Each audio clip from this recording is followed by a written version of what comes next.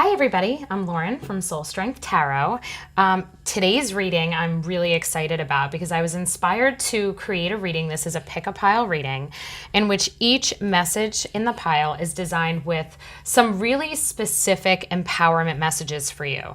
So this reading is going to start off with a Divine Goddess Oracle card. We're going to see what goddess wants to work with you right now, what her message brings, what her strength brings into your life, and the perception and mindset that she feels like you need right now, okay, based on what's going on in your life.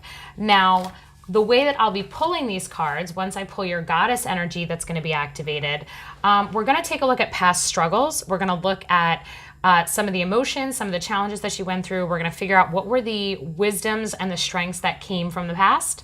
We're going to look at the present moment.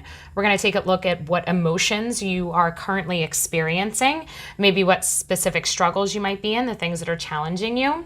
And we're going to see what the gifts that are coming from that are. And then finally, we're going to end the reading with a really deep dive into the future outlook, okay? And this is for your soul's highest potential.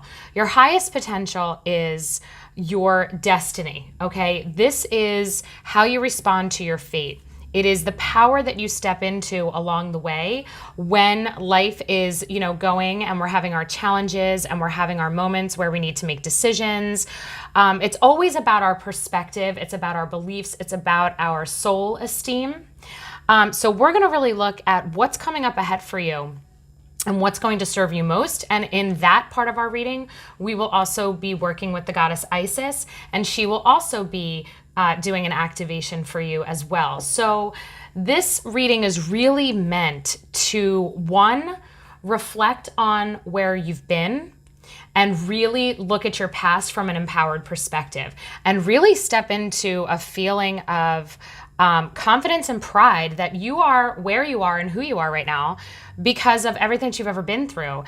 Mistakes don't matter, okay? The mistakes are part of the lessons, they're part of the journey, and they're just as important as the successes. So it's really about being able to look at your past and feel good about yourself. Feel really just in awe of your journey and the soul that you are. What are you bringing to the planet? Because ultimately, when we look ahead, we're really looking ahead at when you're in your most powerful place, when you are in your most healthy mindset, when you are channeling and flowing with Spirit's guidance every day, you will have a bigger impact on the world around you. Your life will change.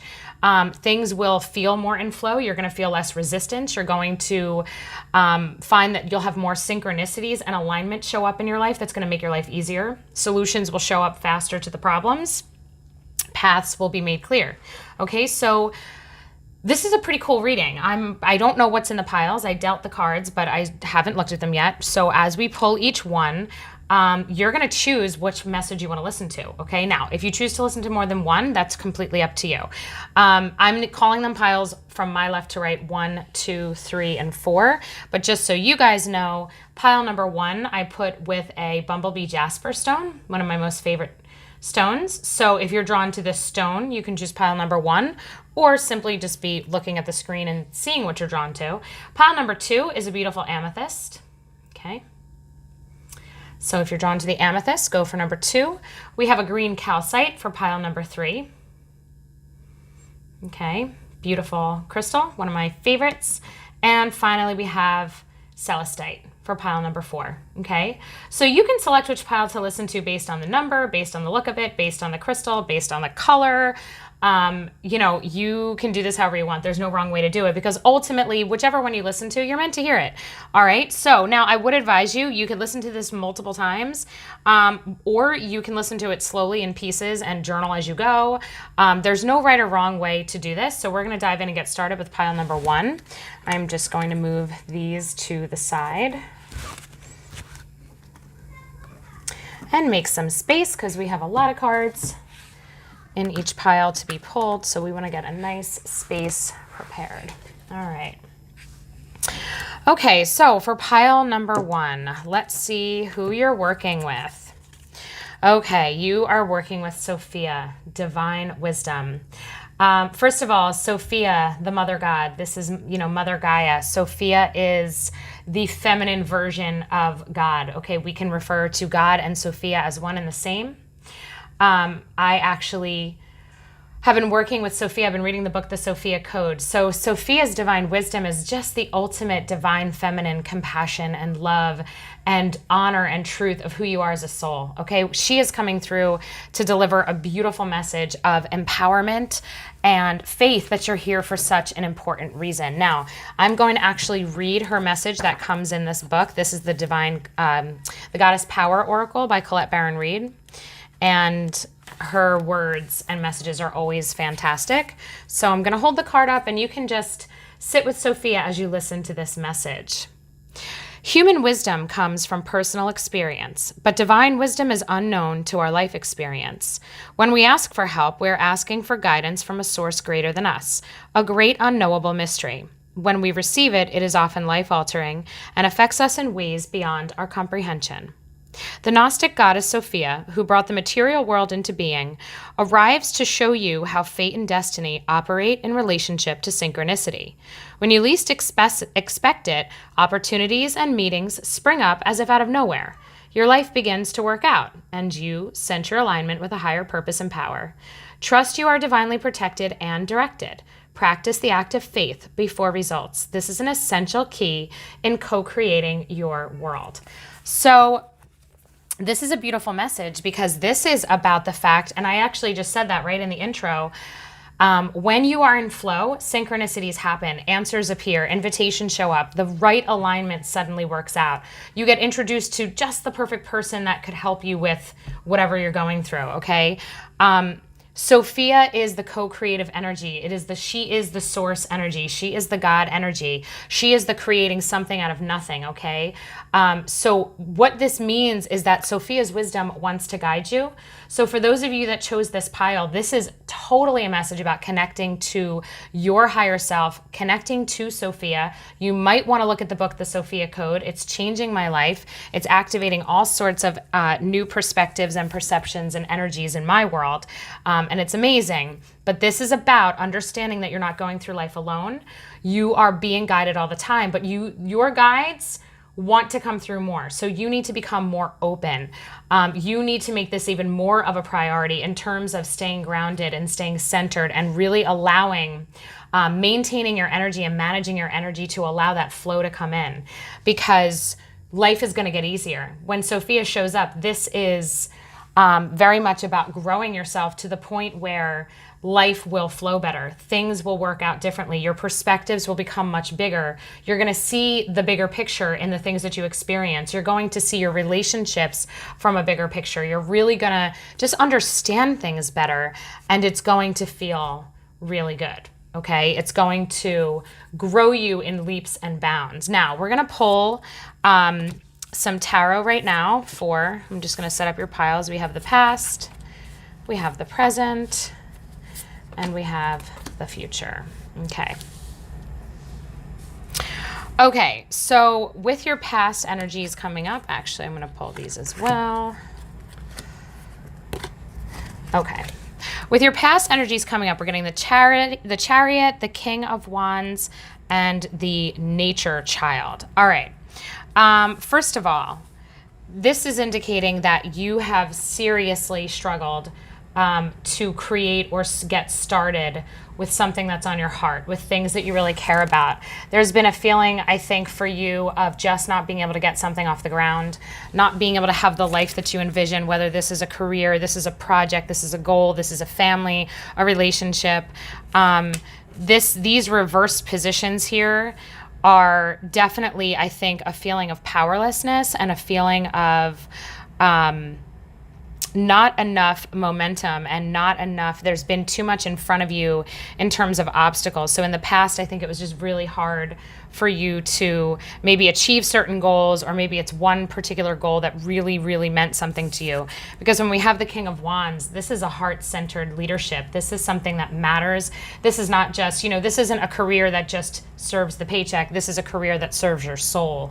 This is a project, a passion project. This is a relationship or a lifestyle that you want with all your heart and soul, okay? And it takes courage, and it takes probably, you stepping out of your comfort zone, and it takes you leading the way for others, doing the thing first, okay? The King of Wands is that energy.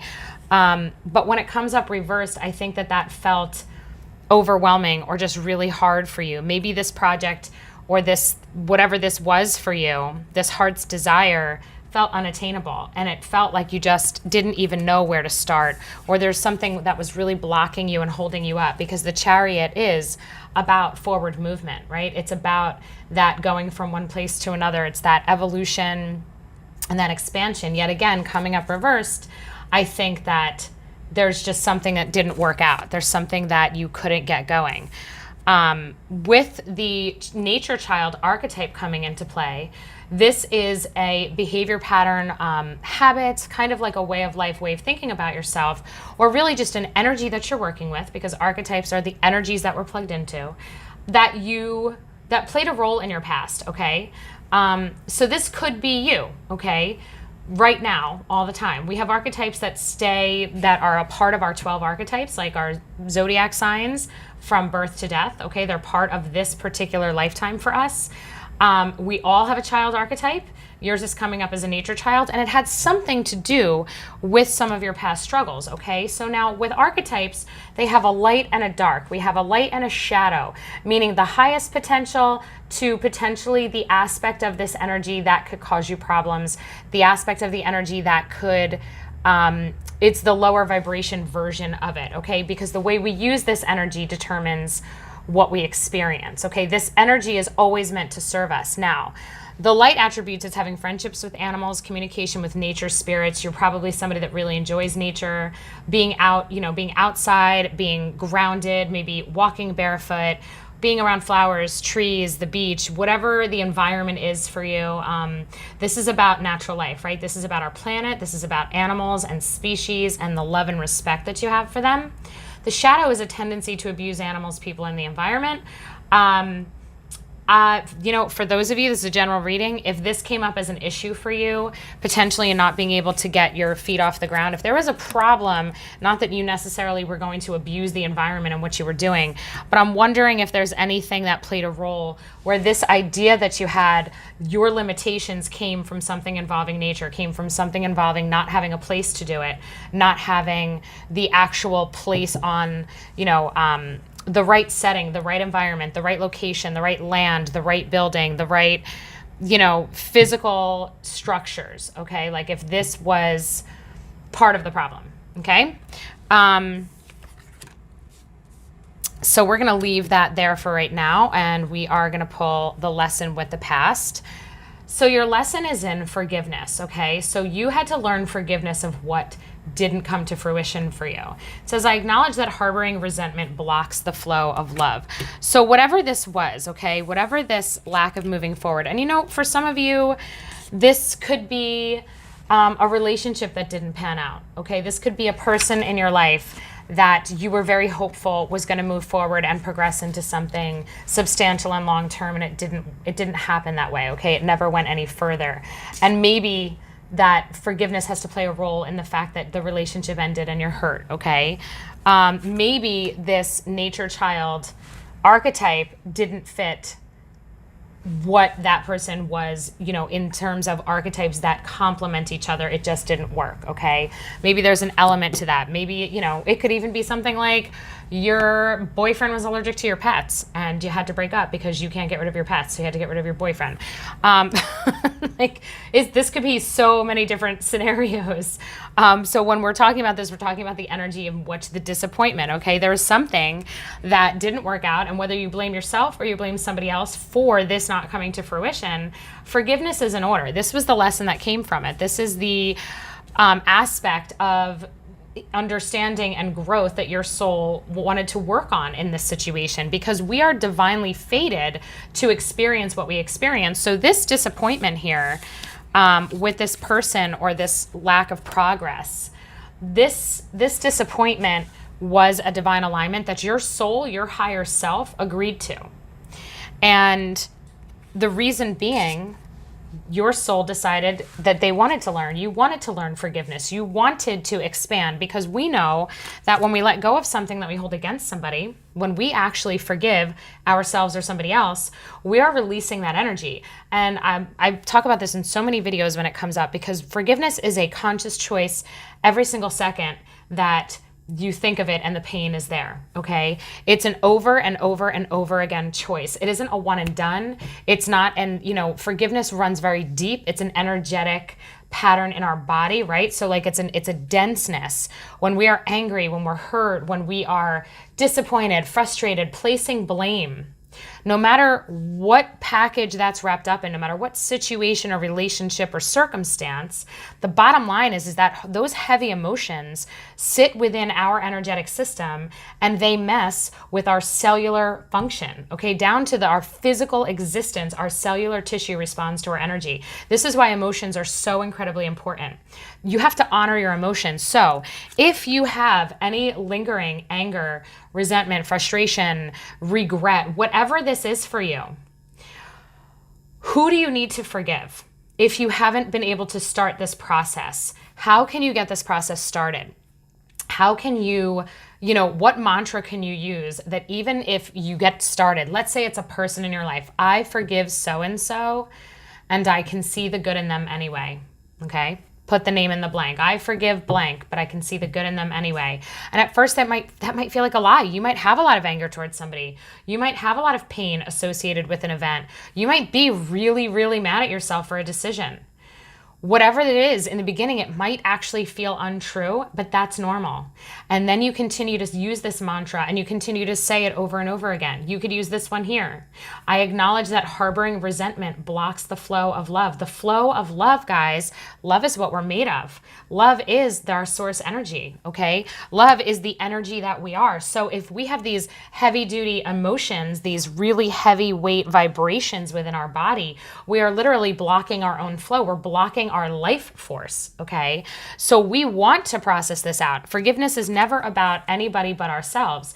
It's not about gifting somebody else with forgiveness and helping them feel better. It's about you releasing the emotions associated with it, which is why the big perspective matters so much. It's why we need to understand the reason behind things as much as possible as humans, because I think that's really what kind of helps us process and say, okay, I didn't like this situation. It brought all these emotions to me. However, I do recognize that I'm still here. I'm strong. I've gotten through it. I'm resilient. I'm able to recover. I have found happiness even though this disappointed me and hurt me, okay? You have to be able to find the good. We have to keep our flow up. We have to stay connected to soul and source because that's why we're here. That's why we're experiencing what we are. So this disappointment for you guys, it's all about forgiveness, okay? It's all about you being able to release those emotions, process them out, and recognize that although you have been hurt and you may have been knocked down and feel incredibly defeated or sad, lonely, heartbroken maybe, right? For some of you, this could be just a terrible pain in your life, okay? This could have been a situation that really broke your heart. When you can work through that and process that out until it no longer has a trigger for you, okay? So when you no longer feel an animation towards a person or a situation, which means when you think of them, when you think of that person or situation, you no longer have the gut physical reaction. The emotions don't show up broiling, okay? You don't have the same response. Suddenly, there is no response. It's neutral. And it suddenly can be acknowledged that it happened, acknowledged that it was a part of your journey, but it no longer has the same effect on you. That's the freedom that forgiveness brings. It is a physical weight lifted off of your shoulders, and it's a beautiful gift. So that was the past struggle for you guys. Now we're going to look into your current moment. So right now, I still see a little bit of that energy coming through with feeling stuck, okay? We have the wheel reversed. Now this normally would be a shift. So right now, if we're in this reverse position, it's like there's something, the wheel is about to turn. There is a change that's about to happen in your life because it also is being followed by the Ace of Pentacles. So there is something new here for you right now. There is a new project. There's a new endeavor. There's a new goal here. There's a new idea. There's new learning. This is manifestation, right? But yet there seems to be like a little bit of a carryover into the new, okay? There is still this hesitation that it's not quite here yet, all right? Although I believe you're probably looking forward to it because this Ace of Pentacles is coming up in an upright position. Like this is really awesome. This is a powerful energy of creation. So I think there's probably ideas going through you. There's desires, there's visions happening here, but you're not quite there yet. The archetype that is coming up with this is the teacher. All right. So there is something here that you're meant to be passing on. There's some type of educating that you are focusing on. There's some type of sharing of information. Okay. This is your ability to communicate knowledge, experience, skill, or wisdom. So, it's funny because when I look at this, I look at, I am a teacher. I teach middle school. And I think about this upside down, this reversed wheel of fortune card coming through, this reverse shift into the new, with our new school year coming and everything being upside down, trying to figure out how, do we go back into the building full time, kids wearing masks, or are we on remote learning still with COVID? Like nobody knows what's going on. So I can totally relate to this idea of bring on the new year. I can't wait for this fresh start, but at the same time, what is this fresh start going to be looking like? Okay. And you might be feeling that. Now, for those of you that are like, well, I'm not a teacher and I don't know why I would get the teacher archetype, I want you to think about what knowledge do you possess right now that you could share with other people? What conversations are you having with your friends? What conversations are you having with your kids? What examples are you setting? Because that's a teacher, right? You don't have to have a teacher title to be a teacher. We are all each other's teachers, okay? So this means there is something right now that Spirit is saying is safe for you to share, to have confidence in yourself and share, okay? What we don't want, the shadow of the teacher coming up, is manipulating or abusing students, teaching negative traits, and destructive skills. So we really actually want to be a role model for the best parts of ourselves. We really want to have that heightened emotional awareness right now because people are watching. We're setting an example, right? So we don't want to slip into the shadow teacher where we're setting a negative example, where we're displaying habits that don't serve anyone well, where we're abusing power, where we're speaking with potential harshness or an insensitivity to others. We really want to be setting an example right now. And this could be some frustration, right? So this is like, the feelings of waiting for something. You maybe you feel, you have that urge, you have that intuitive knowing that something is about to change, but you don't know what yet, but you're like so ready for the change. You're almost like anxious for it. You want the change. You just want to be done with what you've been experiencing. You want to put it behind you. You want to move forward. But I think maybe there's a little bit of frustration coming through with that reverse wheel. Now, regardless of what we want to let go of, we want to just make sure that the way that we're processing through it and the way that we're really, holding ourselves accountable for how we're dealing with the challenges and how we're interacting with others and really honoring the wisdom that we're gaining, okay? So we want to have a high perspective of things. Now, the lesson for the current moment is service, okay? So interestingly enough, I feel good when I can help others. So here we are getting teacher and service. Definitely, Spirit is saying to you in the current moment, you should be sharing with people. You have things inside you that people need to hear about. People need to learn from you, whether it is simply your way of being or it's something that you actually know in terms of your own profession, trade, knowledge. You have to share yourself with others. This is a validation of even if things don't feel balanced to you right now, even if things are not lining up the way that you want them to, you have to trust in the current moment that you're in because you're still meant to bring forth new things. You're still meant to be creating and sharing because people need what you have. Whatever it is that wants to come out of you through speaking or writing, okay, or creating. Think about that. When I think about a teacher, I think about them, actually speaking. I think about books and writing and sharing of information, maybe making videos. Maybe you are creating, artwork, whatever it is that you do to convey what is inside you to other people, to support other people, to share and inspire, you need to be doing it. It doesn't matter. Like I said, it doesn't matter if things are topsy-turvy, okay? So the current moment is you're going to move forward. You're going to honor the fact that you have things that need to come out, okay? And remember, you are working with Sophia, so she's going to guide you. There's going to be inspiration that pops into your head. There's going to be ideas that come to you that you're going to think, okay, well, maybe I should say this to this person, or maybe I should make a video about this, or maybe you're really, if you are a teacher, you're gearing up and creating lessons for September, or for when your school year starts. Maybe you're really you have all this inspiration flowing and you need to get it out, right? So maybe you're going to carry around a pad and paper with you all the time and jot down all the things that you're thinking, because you need to capture it. There's going to be so much coming in. You're going to be seeing things from certain perspectives, and then you're going to go from there, right? You're going to get this information. It's going to spark ideas, and you're going to go from there. So all systems go. There is this shift coming up at some point. That's my son giving his daily hello to my readings. There's definitely this shift is coming, and there is going to be this changeover. But in the meantime, create, share, do your thing, and it doesn't make a difference if things are a little bit topsy-turvy, okay? Now we're going to look into, I'm going to move these aside because now we're really going to get into the future, okay? We're going to be looking at your outlook now. So remember that these are your highest potential. So you're getting the Three of Pentacles, which is collaboration and creation. This is growth right here. This is working with a team. This is really working actually with somebody who could be a mentor to you, somebody who knows what you want to know, somebody who has experience that's ahead of you, okay? The Three of Pentacles is about learning and creating at the same time, and it's an awesome card. It definitely goes hand in hand with this Ace of Pentacles. So I feel like right now, in the present moment, you're really kind of in the planning stages. This is the initiation of the new. An Ace is the beginning, okay? It's kind of like the one. And then we have the Three here, meaning that moving on, whatever this is that's in your head and heart that you want to bring forth, all of the planning that you're doing now, the inspired ideas, the, brainstorming, whatever it is for you, that is going to be coming to fruition. It's going to be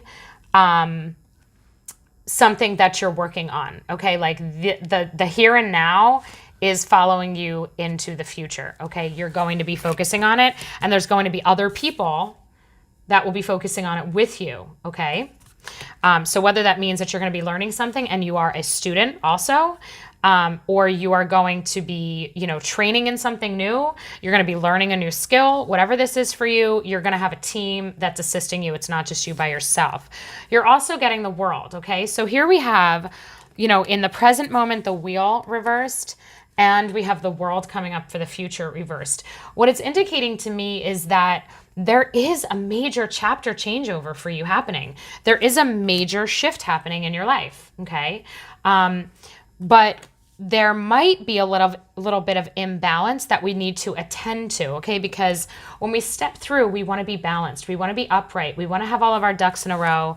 We want to do so in a way that sets us up for success, okay? We don't want to rush things, all right? Which really is why we want to spend that time with the Three of Pentacles, right? Because this is the learning. This is the gathering the intelligence, gathering the skills, practicing the skills, so that by the time you have everything you need, then you can step through into this new role, into this new chapter with all that you've gained. But I think there's some things that have to happen first. I think there's some learning that has to happen first before you're ready to fully step through.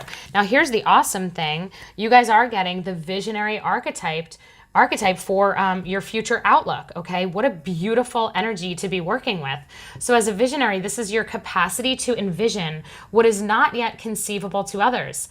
Willingness to proclaim a vision without regard for personal gain. This is you seeing all that's possible. This is you believing in your mission. It is you believing in your creation, that whatever this is that you are working on, you are like, listen, this is going to serve other people, because we know that Spirit is saying you are learning how to be of service, okay? This is going to change people's lives. This is going to teach people new things about themselves, about their world, things that are going to serve them well.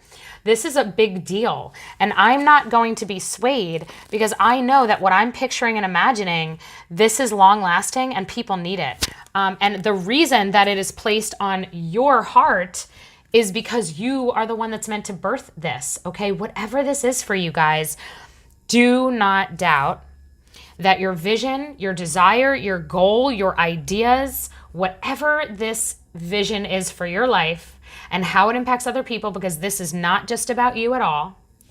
You are definitely being guided. Now, I do want to pay attention to all of the yellow and the green and the oranges coming through in your reading. This is so much heart-centered creation. This is so much about your self-esteem and soul-esteem and confidence and follow-through. This is about you really, truly believing in yourself, believing in, I'm just going to put these right here because this is so important. This is about you understanding that you are being guided, that the inspiration and the ideas that you have, whatever this is that you want to do, that you want to create, you are being guided. It is meant to be brought forth. Do not doubt that for a second, okay? But you must be humble. You must be open to learning and developing some skills. There's something associated with your vision that requires you to learn. So this end goal that you have, this beautiful idea of this is what this is going to look like, this is how it's going to help people, this is how I'm going to be able to grow, and you see all this good stuff, you are going to be humble and say, okay, now I need to find all the professionals that are associated with this idea. Who can be of service to me? Who can help train me? How can we work together? Because this is a collaborative effort. This is awesome. Now, the shadow to be aware of is selling insights to the highest bidder, compromising your vision to make it more acceptable. Here's the deal. Do not dull your sparkle. Do not allow anybody else to make you doubt what you know is truth in your heart, which you know you are here to create. Do not let anybody talk it down. Do not let anybody modify it, or you don't modify it to make other people happy or to feel more accepted. Do your thing. It is so funny. I feel like this pile is as much of a message for you that are watching as it is for me in so many ways. And this is about sticking to what you know is truth, even if there's naysayers, even if there's people that doubt you, even if there are people that have no clue that this is necessary, even if there are people that say, why does anybody need that? Why do we need to think about that? What's the reason? It doesn't matter. Even if you are the only one who says this has to happen, you must honor it because this is what you're bringing forth. Your future soul lesson, look at this. Can you handle this? Success. Yes. I know that there is no greater goal than to love. That is right. Because when this vision coming, and again, another yellow card, can you even handle it? Okay. Be confident. Really, truly be confident. This is so much solar plexus energy of gut instinct. Yes. Follow your gut instinct. Believe in the ideas that you have because it is guaranteed to work out. You are on the money. You are being divinely inspired. You have spirit giving you this vision. This is not just you on your own. This is divinely inspired and it must come to fruition. This is part of your service to the world. This is an honor. This is a beautiful blessing and opportunity. Consider this like the mission you are being assigned right now from this moment on. Like, wowza. Just trust that it's going to work out. Trust that you're on the right path. Don't doubt it. Your soul truth question coming up right now. On whom am I placing blame right now? So we have a soul truth awareness card coming through about blame. Let's think about what that means, okay? I'm going to read to you the back of the card. A person who blames others has not begun their lesson. A person who blames themselves has begun their lesson. A person who blames no one has finished their lesson. Today's soul action. Take responsibility. On whom are you placing blame right now? Today, free yourself by releasing all victimhood, blame, and resistance. They don't belong where you are going. Only love and courage live there. Make a choice to do it, even if you don't feel ready. Listen to your heart, and you will be led. So kind of going back to this forgiveness thing, whether it's yourself or others, what do you got to let go of in order to fully walk through, right? We've got the wheel and we've got the world coming up in reverse because we're not quite ready to walk into that new chapter. There's something that has to be let go of, okay? So we each need to think about this. We each need to think of like, okay, well, where am I feeling resistance? Where am I feeling some leftover things, in my head I'm thinking, well, it didn't work out because, and I'm making excuses. It didn't, so-and-so caused this. The problems, the challenges, the mistakes. Are we, maybe it is blame, self-blame. But you're really thinking about, where is the blame holding you back? And instead of worrying about whose fault anything is, yours or otherwise, instead, what we really want to do, Spirit is saying, we need to shift into just responsibility of, you know what? I'm not a victim. I'm a soul having a human experience. That experience that I just had, although it hurt, although it didn't work out the way that I had wanted, what did I learn about myself? Again, going back to the strengths, I've learned how to forgive and move on from something disappointing. I've learned that I have a story to share. I've learned that I can recover and be resilient, and I can teach others how to do the same. You have to find the good and accept the experience for what it was, and then release those heavy emotions. So it's very coming through in multiple ways how important it is for each of us in this reading to release the negative emotions and really truly, I'm going to just keep these here together right now, this forgiveness and who am I placing blame on, who am I placing blame, okay? We need to let it go. We have to work through it, because that is what's going to take our world and open up that portal for us to walk through. This is going to be one of the deciding factors. So let's really truly honor that. We're getting surrender to the divine. Beautiful. Yes. Okay. Surrender to the divine. And here we have our divine wisdom. We've got to trust. We're being led. This is our mission, and our team is working on it with us. So really, really, truly trust. Okay. Really. Okay. Isis is bringing the wings of Isis, uniting with the angelic self. Yes, I'm going to be reading the activation on this, but this is about kicking into high gear. This is about really getting in touch with your divine, authentic self. This is your sovereignty. You have angel wings. They are just invisible. But the more you understand that you are an angel on earth, here to do something beautiful and here to help humanity, the more you'll be in touch with that energy. Yes, look at this. Birthing a new age, birthing new creations, dreaming a new world into being. Oh my gosh. I'm so grateful for this reading, whether anybody winds up watching this or not. This reading is so resonating with me right now, and validating some of my most recent decisions and endeavors, because this is it, guys. 2020 is a, shit show, pardon my language, but it is. It's ripping things up, tearing down the foundations of what we know, because something new must be created. And you who are watching this, you're one of the creators. How amazing. What an amazing gift to be a part of the new creation, right? And that is where this beautiful Ace of Pentacles is coming in. This beautiful vision that you're holding, okay? You are meant to birth this. If your vision is different from everyone else's, if you're working with a beautiful energy of love, forgiveness, compassion, while the world is in turmoil and conflict, don't doubt it. Don't doubt that what you're bringing in is what the world needs. What you're creating is what the world needs. So don't doubt it. This is so beautiful. So, just understand, like, your light is needed. You are getting time to let go. Again, we're letting go of the old. We are letting go of old ways of thinking. We're letting go of old patterns of behaving and actions. Like, we are all systems, green light, go, let's do this. Let's get rid of anything that needs to go. Let's let the forgiveness, reign true. Let's focus on not holding anybody else in the wrong. Instead, viewing people with love and compassion and forgiveness and kindness and understanding. Whether it's you or other people, these negative vibrations have to go. And look at this, the beaver moon creation. Okay? It's coming through in every way. This is all about creation. Beautiful. So think about this as being a new world architect, okay? The energy that you are birthing just by being you and following your heart and following the divine guidance, following your inspiration and your intuitive ideas, this energy that you create by doing that is world changing. It is so massively impactful. Amazing. Okay, now I'm just going to read our Wings of Isis activation to finish out this reading. All right, here we go. Just go ahead and watch and look at the card as I read to you. You have a special spiritual relationship with the angelic worlds. Part of your soul purpose is to birth angelic consciousness and values, such as fearlessness, compassion, and service, into this human culture. Oh my God, can we just pause for a second? Literally birthing, creating fearlessness, compassion, and service. Like, you can't even make this up. It's so beautiful. Thank you, Spirit, for all this. It's so amazing.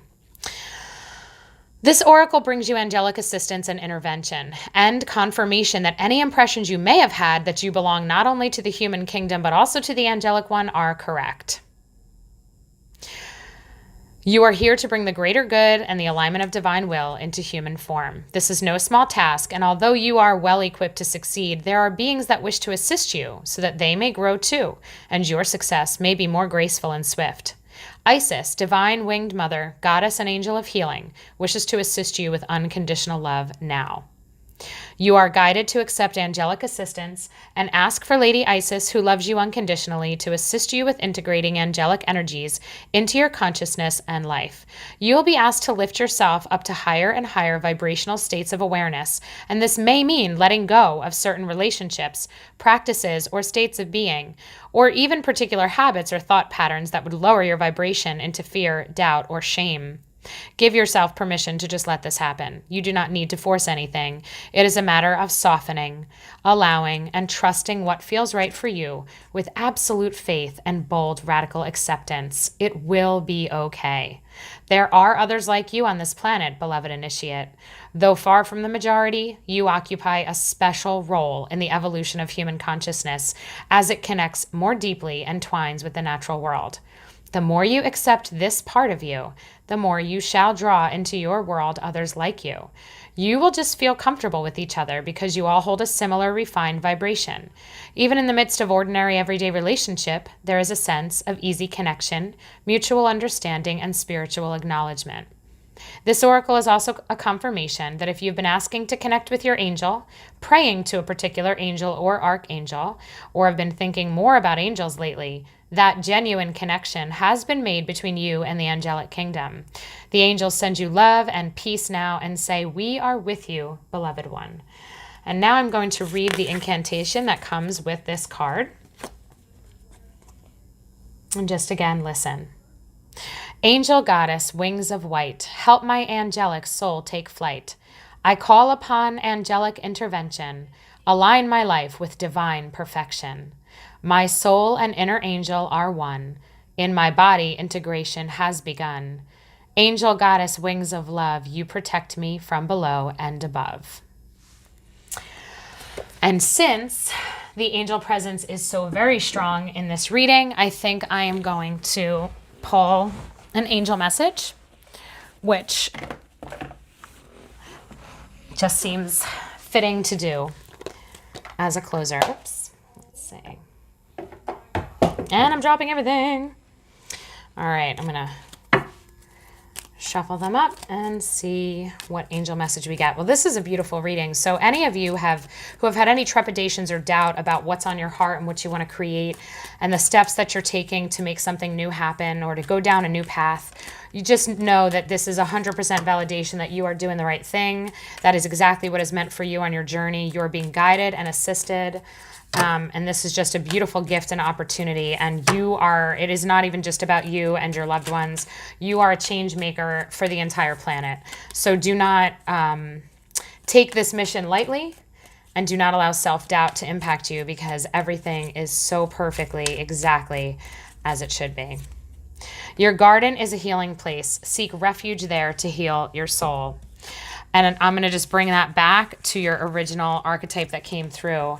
Nature child. So there are the people that have watched this, I have no doubt, being outside in nature is something that's really important for our souls. I know it is for me. Being outside is really important for me every day. It's part of my therapy. It's part of how I stay grounded and really cope with stress, actually. So honor that and make that an important part of your life if you don't already. If you already do spend time outside and you garden and you work with plants and you surround yourself with, life, and anything involving the earth, plants and animals, take this as validation. All right.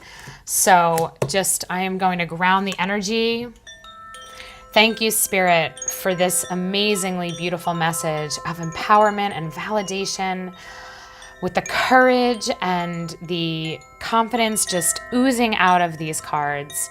Thank you for the adventure that we're about to embark on, and for all of the healing and beautiful changes that will come from the projects, the visions, and the creations of all who this message is for.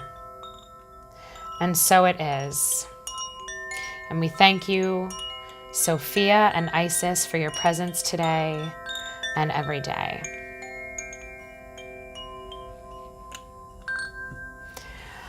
Thank you so very much. I wish you so many blessings. I would love for you to comment below what you thought of this reading. If you liked it, please hit like and subscribe to my channel to help it grow.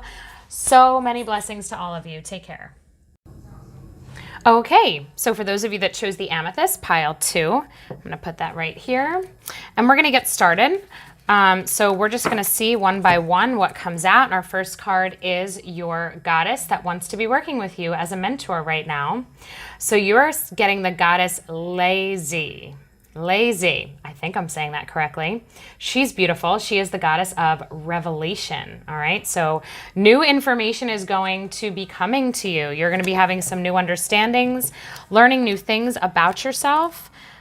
For sure, I see you working with energy based on the image in this card. So we're going to see what Lazy's message is for you. And remember that she's showing up right now because her energy and her mentorship is what you will benefit from. So you can kind of sit and look at her while I read to you her message. There are moments when synchronicity brings all the elements together for a flash of insight to rise up in you a glorious epiphany. Whatever was not clear becomes crystalline in an instant. It's as if you are able to simultaneously perceive every facet in a diamond. You know without a doubt that you are on the right track as deep understanding sinks into your very soul. In this moment, change and transformation takes place, and a transcendent moment is offered to you as an extraordinary gift. Now is one of those times. The Chinese goddess Lazy, mother of lightning, brings revelations into your life with a flash. She gifts you this as a result of all the hard work you've put in to dismantling your old self and making space for who you want to become. This is a very auspicious time. Wow. Okay, so pile 2 people, Amethyst people, what beautiful energy. These lightning flashes of understanding and awareness and perception. That is a gift, always, right? The more we understand, the more things line up. You know, synchronicities and divine alignments are the small miracles every day in my life that they keep me going. I am grateful 100% of the time when they show up. So you're about to be experiencing that on a much bigger scale. You're going to be probably every single day realizing new things, putting new things together, connecting the dots in your life of how relationships that you have align in a certain way that's to your benefit, how situations that you've experienced in the past actually will start to serve you now. You're definitely going to have these moments where you're going to be understanding things with this whole new level of perception. It's going to solidify your faith. It's going to empower you. It's going to absolutely give you the courage to take risks and to expand yourself, because it's going to bring such a supportive feeling to your life. It is going to be the type of energy where you will be so grateful because, and I'm just looking, she has a dragon, right? So in the palm of her hands is the beautiful energy that she's generating, but there's the wisdom. There's the Sophia dragon. I absolutely love that. You're just going to get things in such a way that you're not going to have the same level of doubt that you may have experienced in the past. You are just in a whole new realm. And what I really love also about this message is that this is something that you've earned, all right? You've gotten to this point because of the work that you put in. So really, well done, and be happy and be excited because, you are at a place due to your efforts and due to what you have consciously chosen already in your own expansion and your own growth. So Spirit is just so proud of you. All right, so we are getting the past cards. I'm just going to pull all of them right now. We're going to be doing tarot right now. So we're doing the past, present, and the future outlook, and we're going to spend time in the past right now.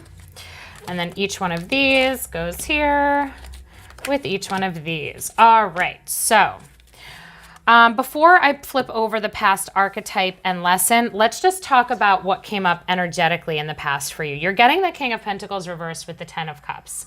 So I'm thinking that you've had a struggle with finances within your family or home, okay? I'm seeing something that you've gone through in terms of your home life.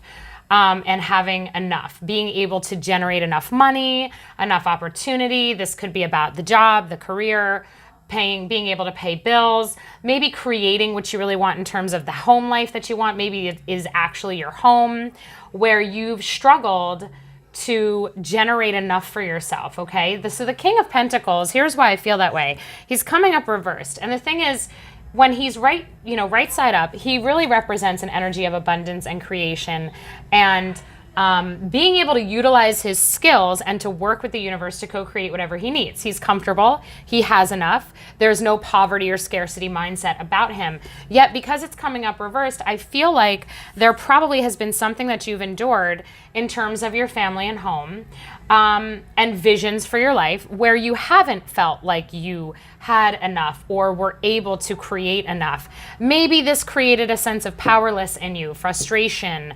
Maybe it has created scarcity and it has created fear around abundance and money. So having experienced this, this may be something, like remember that all of our trials, all of our challenges bring certain things out in us. They bring out strengths. They put us into situations where we need to tap into our, crystals. I always call them crystals, like the way crystals are found in the earth and in mountains. I would say we have to tap into, the mountain that we're climbing brings the beautiful crystals out in us. It brings out our strengths and our talents that we wouldn't have discovered had we not been through something difficult. So because this is coming up in your past, I'm hoping that you feel differently about this right now. And if you don't, you're going to be experiencing a shift soon, okay? So we don't want to work with that scarcity lack mindset. We want to realize there's abundance all around us available to us at any time. We're going to see what else comes up with this past struggle. And so the archetype, that you are getting. Okay. So here's the Alchemist. This is about following the signs, following the way soul is leading you, transmuting energy, okay? The Alchemist, transformation of base motives and goals into golden wisdom. It is being able, just like I just said, to understand that the struggle, okay? So if the struggle to have enough, notice the root chakra red coming through in both of these cards, that sense of security around the home. If there was a struggle, guys, you overcame it, and you did so by finding the wisdom in the experience. We must always find the wisdom in the experience. To get an alchemist archetype is a beautiful recognition from spirit of your faith and how connected you are to your own soul, and that you've been able to navigate something really difficult. And I think you probably have been able to find the wisdom in your experience. And so here's what's coming up as a lesson that you had to work through. Here's where the wisdom was in your experience. And the wisdom is based around pride. I love myself and I see myself in everyone. So pride is about loving ourselves, but I also wonder if pride played a role in that, feeling of not having enough. Maybe you were afraid to ask for help. Maybe that was something that you had to do to overcome where you were at, right? Maybe you had to seek professional help in some way, like an advisor of some sort, or a professional, whatever your need was in terms of this not having what you needed, okay? But the thing is, like I said, even if pride was something that you had to overcome, even if this situation really required you to be humble and to be vulnerable as you worked through it, spirit is absolutely, definitely validating to you that you had to use this beautiful, powerful archetype to persevere and flourish through your challenge, okay? This is really just amazing. Like if this was to come up for me personally, I would be thrilled. one of my most favorite books on the planet is The Alchemist. I would recommend that you read it if you've never read it. It's a fantastic tale that really shows how following divine guidance, no matter how challenging it is for us, following, the yellow brick road that Spirit lays out for us, when we follow it, we have a life beyond our wildest dreams. So whatever it is that, this situation was for you that put you into dealing with those emotions, it was worth it. It grew you. It probably changed your family. It probably made you more solid. It probably enabled you to, really grow as a person in terms of your resources, your skills, and your understandings of how to overcome something like that, how to deal with those emotions, okay?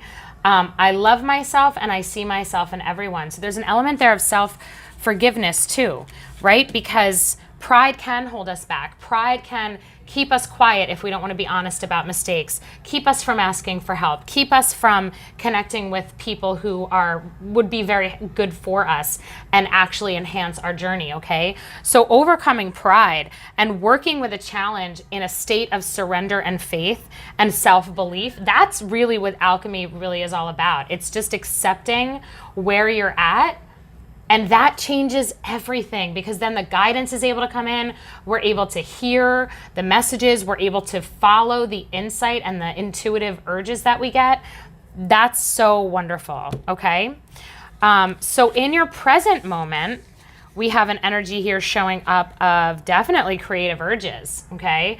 You have the Ace of Wands coming up and the Six of Wands reversed. So there is definitely something on your heart and mind right now in terms of wanting to make some changes in your life, create something new in your life, whether this is a passion project, a career move, something that really matters to you and that's going to make you happy. Maybe this is, the idea of having a relationship in your life or a very specific type of relationship.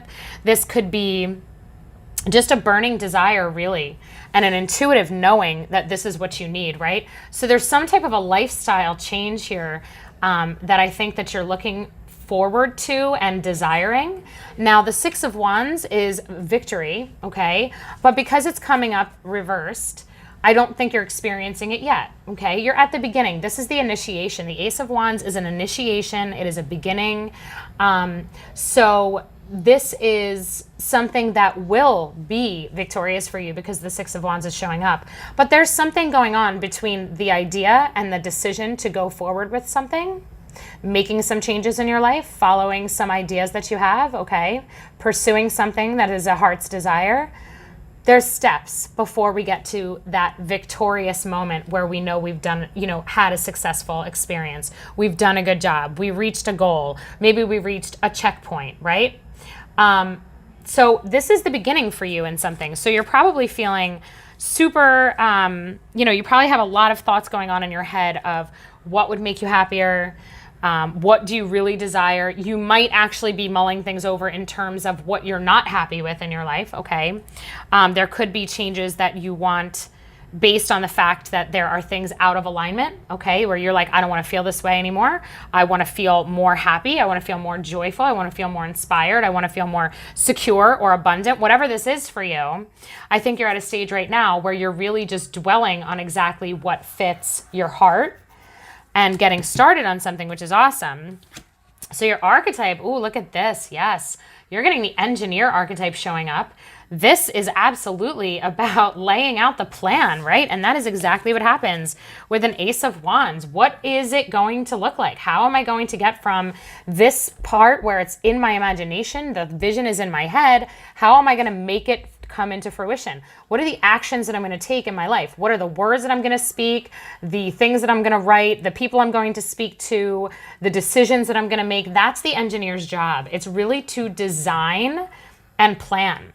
So the light attributes of an engineer, the ability to give creative energy a practical expression, talent for designing resolutions to common dilemmas. Yeah. So troubleshooting and being able to overcome the challenges, but it's all about action. You have to take the action. All right. The shadow, which would be the lower vibration expression, okay, of an engineer is reliance on mechanistic solutions without regard for emotional consequences. Now, when we're talking about engineering, and this is saying that we have to have regard for emotional consequences, this is engineering from the heart. This is, it's, oh my gosh, it's so funny how the way things line up. I just ate lunch before I started this recording, and I was reading one of my favorite books called The Seat of the Soul by Gary Zukov. And I tend to open that book up like an oracle. I just see where I land, and while I munch on my food, I read a page or two because I love to read while I eat. And what I just read was the idea, the difference between our intuition and our intellect, and that our intuition, our sixth sense, by the way, third eye coming through right there, our sixth sense is meant to be used in tandem with our intellect. It's meant to be used together as a team. So what it is the intuitive messages that come through, the gut feelings, the visions, then need to be connected to the intellect of being a human. So this is your skills, your talents, your common sense, your logic. These are the 3D action steps. So here's the spiritual insight. Here's the spiritual inspiration given to you from your heart through your intuition. And here is how the intellect, our brain, our human brain, allows it to come to fruition here in this life. They must work as a team. One is not as good without the other. So the thing about our intellect is that if we leave emotions out of it, if we leave out the impact of our decisions on other people out of it, if we don't take into consideration what we want to do and how it will not only help ourselves, but will it help others? How will it impact the earth? How will it impact those around us, my environment, my family, my loved ones, right? Like taking everybody into consideration has to be a part of your engineering, okay? Because your brain is meant to support your soul, but your soul is the leader. Your soul has the wisdom and the knowledge that comes from Source's love, whereas our brain, our intellect, is a 3D ego-operated servant in this lifetime, truthfully, okay?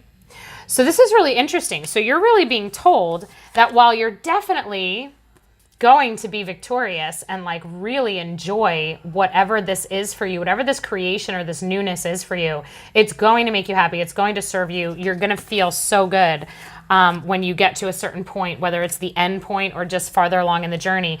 But before you get there, you really need to be thinking about the plan, taking it step by step, and making sure every step of the way you are honoring not only yourself, your heart and vision, but others that are impacted by your creation as well. And you are getting the soul lesson in the current moment of peace. I am a being of love, and I release all negative energy. So if you're putting pressure on yourself to if you're stressed, if you're wondering, how am I going to do it? How fast can I do it? I have to get it done because maybe it's going to make me money and I need the money. Maybe I need to, you might feel competitive against other people with the same idea. Maybe you're comparing yourself against other people and where you're at compared to other people. No, that is not the kind of energy that you want. Spirit is saying right now, in this current moment, whatever it is that's on your heart, you should be focusing on the step-by-step approach. Let Spirit help guide you, okay? Remember, you are going to be getting these revelations, these aha moments, and all the divine alignment and synchronicities will be showing up for you. So you don't need to stress and feel like you have to force an outcome or rush through something or do anything impulsively. Spirit is saying take the time. You have the freedom to truly plan and to truly put a lot of thought into what you're doing and let it be led by your heart. Okay, let these actions and the step-by-step plan be a heart-centered one. And do this from a place of peace. You don't have to rush. You don't have to be in competition. You are doing something that is led by Spirit and it's perfectly designed for you. So you are able to relax into the process and enjoy the journey right now. So if you're stressed, if you're really feeling a lot of pressure because you're like, I got to get here. I got to get to this victory. I got to get to this moment. This is why I'm doing it because I need this. Whether this is money, a title, an award, a change that's desperate, whatever it is, Spirit is saying, no, pause, slow down. You need to be thinking things through and you need to make sure that your energy is in flow. You need to be in a state of peace and surrender, trusting that all will unfold exactly as it should be. Beautiful. Okay. You guys, here's the deal. I'm going to tell you right now. Whoever chose this pile, you're no small potatoes on the planet, okay? You have this history where you have had to engage with the energy of the alchemist. Like I said, okay, you know what it means to work with spirit. You know what it means to surrender. You understand that your reaction to life is everything. Your power lies in your conscious choices in every present moment. And now spirit is saying, you mastered that. Now we're on to, again, more conscious choosing as an engineer, co-creating with spirit. You have got something awesome going on. So trust it and don't let anxiety or worry or fear or scarcity or the past, memories of other hard times, don't let that taint and mess up the present moment, because the present moment, all is well, all is perfect. Now we're going to dig much deeper and we're going to go into your future outlook. And this is your highest potential. This is what, this is where it comes in. Again, the way we respond to life is where our power lies. The idea that everything is as it should be, every challenge is something that we can overcome, and that our spirit team is assisting us. So how do we be our best version? Here's how. Your future outlook, it's very interesting because you're getting 8 of Cups and 2 of Wands, both in the reverse position. All right. So we'll start with the 8 of Cups. 8 of Cups is about loss. 8 of Cups is normally about walking away from something and closing something, ending a chapter. But I don't see that, with the reverse position, like you're not going to be experiencing that, okay? You don't have to say goodbye to something. There's no ending here. This is definitely,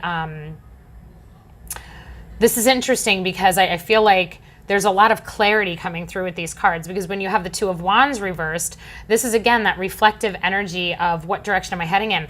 So I really just feel like you're going to be staying put for a while, truthfully. I feel like you're going to be quite happy in the future with the way things are turning out, because I don't think you're going to have a desire to leave. I don't think you're going to have a desire for anything else, because both of these cards, when they show up right side up, these are both women who are looking to the future and envisioning something different for themselves, leaving the past behind and releasing the past energy. And the same thing here, really looking out the window ahead into the future. That is not what you're going to be doing. You will be, I think, quite content and quite happy and quite pleased with what you are creating. Okay, so this Ace of Wands decision, this new creation that you're working on, is going to absolutely be good for you. It's gonna feel good. It's gonna feel like this is what you wanted. You did it. All right. Remember, that 6 of Wands victory is yours, just not yet. Okay, but it's coming. Very interesting. Okay, so now you're getting the Scribe. Wow, preserving knowledge and information. You're being told in the future writing is playing a role. Okay, keeping records. Really, whether this is keeping records for yourself of your process, writing a book, writing a story, blogging, there's some kind of writing that Spirit is saying is coming up ahead for you.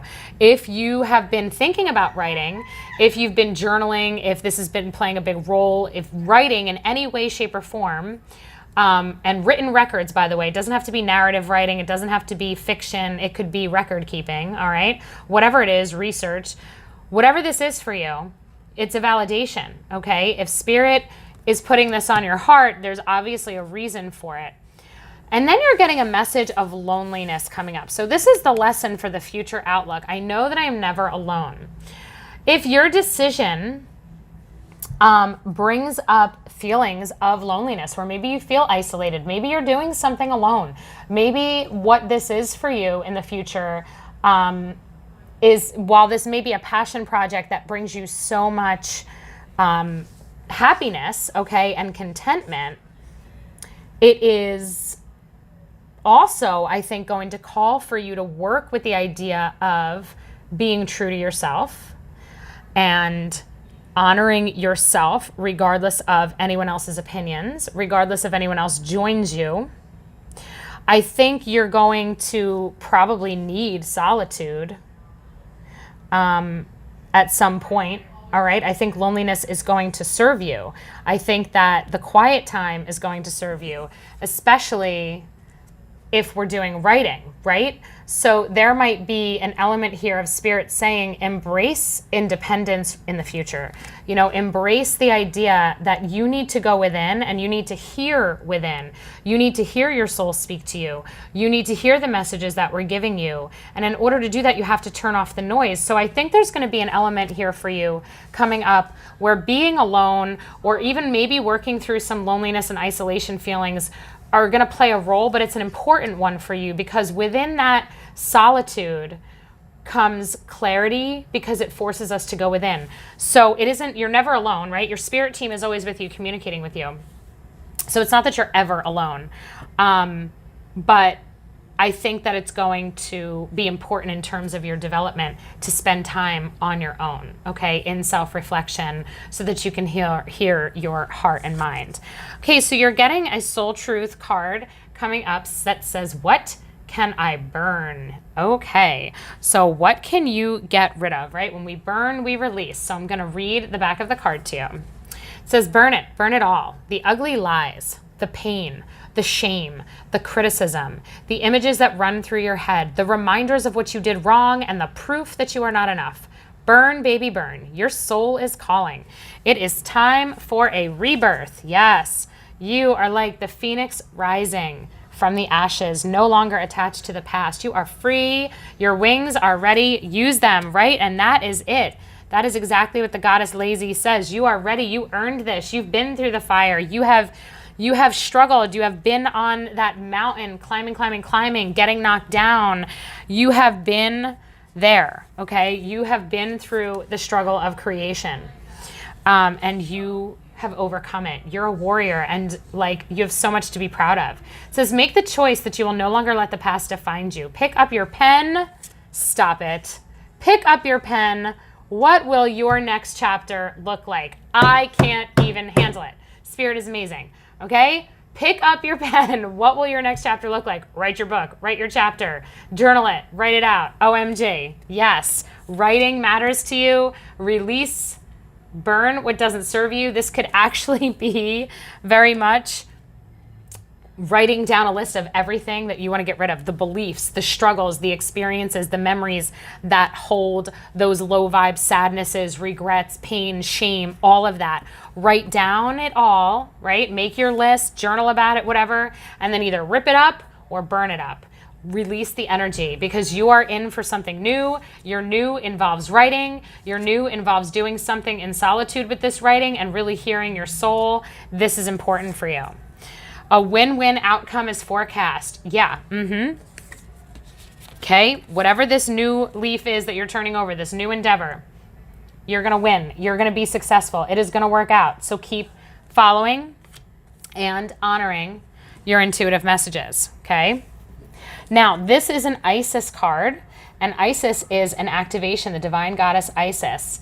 And this is the power over 7 scorpions. Power to conjure lower vibrational forces. We're going to actually read from her book what this card represents and what its message is for you. And we're going to do that in 1 minute, though, because I want to pull some other cards first. We'll let that be our last card. And now you're getting the answer, no. Wait, postpone, pause, and say no. There is something that is not meant for you, okay? There is something that you are going to know, whether it is a person, an invitation, a situation, an opportunity that is not going to fit you, okay? And guys, maybe this is where the loneliness comes in. Maybe this is exactly why, because your soul is going to speak to you and say, this is not for you. This is not what you're meant to be doing. This is not the energy that you're meant to be surrounded with. There's something better for you. That might keep you out in the cold for a little bit. That might make you feel a little bit lonely. This might be a no that is hard for you to say, because maybe on the outside, this, whatever this opportunity is, this is packaged in a way that you think, but wait, I don't know, it sounds really good. It feels like it might be right for me. If it looks good on paper, it doesn't mean that it's always good, okay? We have to follow our intuitive knowledge here. So I'm having a feeling that you rejecting what isn't right for you in the near future is going to feel a little bit alone, okay? It's going to require you to truly trust the intuitive guidance that's coming through for you, all right? You are getting peacock spirit though. Let it shine. So honor yourself. Own the decisions that are right for you. Because you can, this is about really being true to yourself. This is about standing in your truth, standing in your authenticity, standing in your, sovereign divinity, right? Like spreading your tail feathers and saying, this is me, and living life in a way that is very authentic to you. And maybe you are going to be doing that through your writing. Maybe you're writing a memoir. Maybe you're writing about your experiences, and you're going to do it from a place of pride. You're going to do it from a place of empowerment, because you know what you've been through, you know what you've overcome, you know what you're made of, and you want to inspire other people to see that in themselves as well, right? We don't want to dull our sparkle. We don't want to dim ourselves because we want other people to accept us. And again, this might be where that loneliness comes up, is that sometimes when we allow ourselves to shine and when we're living in our truth, that might make people, we might reflect something to people that they're not comfortable with. Our confidence, our self-love, our lifestyle, sometimes we can be a reflection to others of something that's unhealed in them. And if that causes you loneliness, if you have people that walk away from you, people that distance themselves from you because of you living more in alignment with yourself, let it happen. Spirit is saying it's okay. There's going to be more people that will be coming to you that are your people, okay? And you're getting acceptance, okay? So you're being told, like, it's okay. Again, you have to trust in the way things roll out. You have to accept and trust that if Spirit is guiding you to, let's say, make a certain decision, reject something, end something, put boundary lines up in some way, whether this is in between you and another person, a boundary of treatment, if it's ending a relationship, if it's distancing yourself from other people, if it is, just anything that's disappointing to you, okay? Because I'm getting a feeling here that something might disappoint you. This is life. We know we feel disappointed at times, but I think there might be a relationship that might become like a disappointing relationship to you. And although you might want it to be different, Spirit is saying, no, you have to trust that things are going to roll out and evolve the way that they're meant to for your highest good, because it's going to be a release of energy that doesn't serve you. So if something needs to burn in terms of a relationship for some of you, you have to trust that it is meant to go. Okay, it is meant to be done. And remember, we are getting, the goddess lazy bringing revelations, aha moments, the puzzle pieces getting put together. Remember the acceptance, okay? So if something comes up for you where you are just, disappointed, and somebody has maybe, and I'm going to have to go back to this for a second, because I'm seeing this from a little bit of a different perspective now. Because these cards have shown up, this Two of Wands and this Eight of Cups, I think there might be a relationship in your life that's going to need a little bit of separation. I think that there is going to need to be something that you do separate yourself from and walk away from. And I think it's going to be difficult for you, okay? I think that it requires you to be true to yourself. That's where that Two of Wands comes in. I think it requires you to be true to yourself. This is what's going to give you the courage. And I think writing is going to be something that helps you get through that as well. And when it comes to this Eight of Cups and Two of Wands reversed, I think maybe the message in these reversals is that there is some level of resistance that you have to it, okay? Because maybe you don't want to feel lonely, okay? So we're going to, all right, I'm going to go back through this for a minute, because I am feeling this relationship vibe for some of you. And because, I don't know who's going to end up watching this. It's going to be different for each of you, these messages. But right now, to revisit this idea of relationships, there is a new beginning in the present moment, right? Intuitively there's a shift and a change, but potentially it's not the change that you want, okay? And this engineering is making decisions. This reminds me, I hate to say it, but it reminds me of a relationship ending, okay?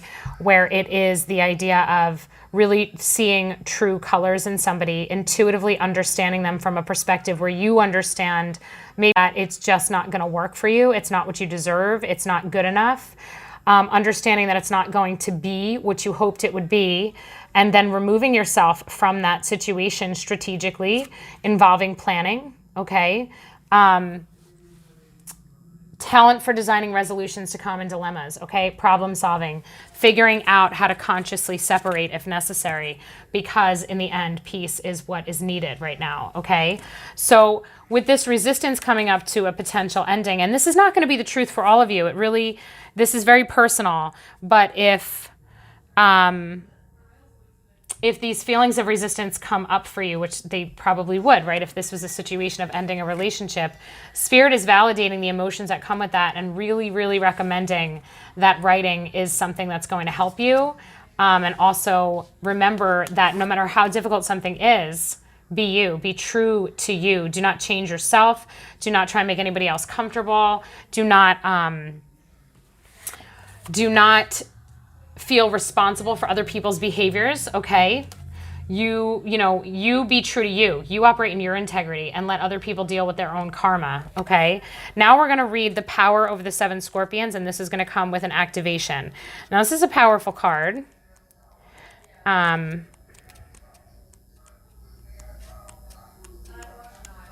Okay, so I'm going to hold this up for you so that you can see, okay? You are being initiated into the magic of conjuring to have power to affect lower vibrational forces through your own will and spoken word.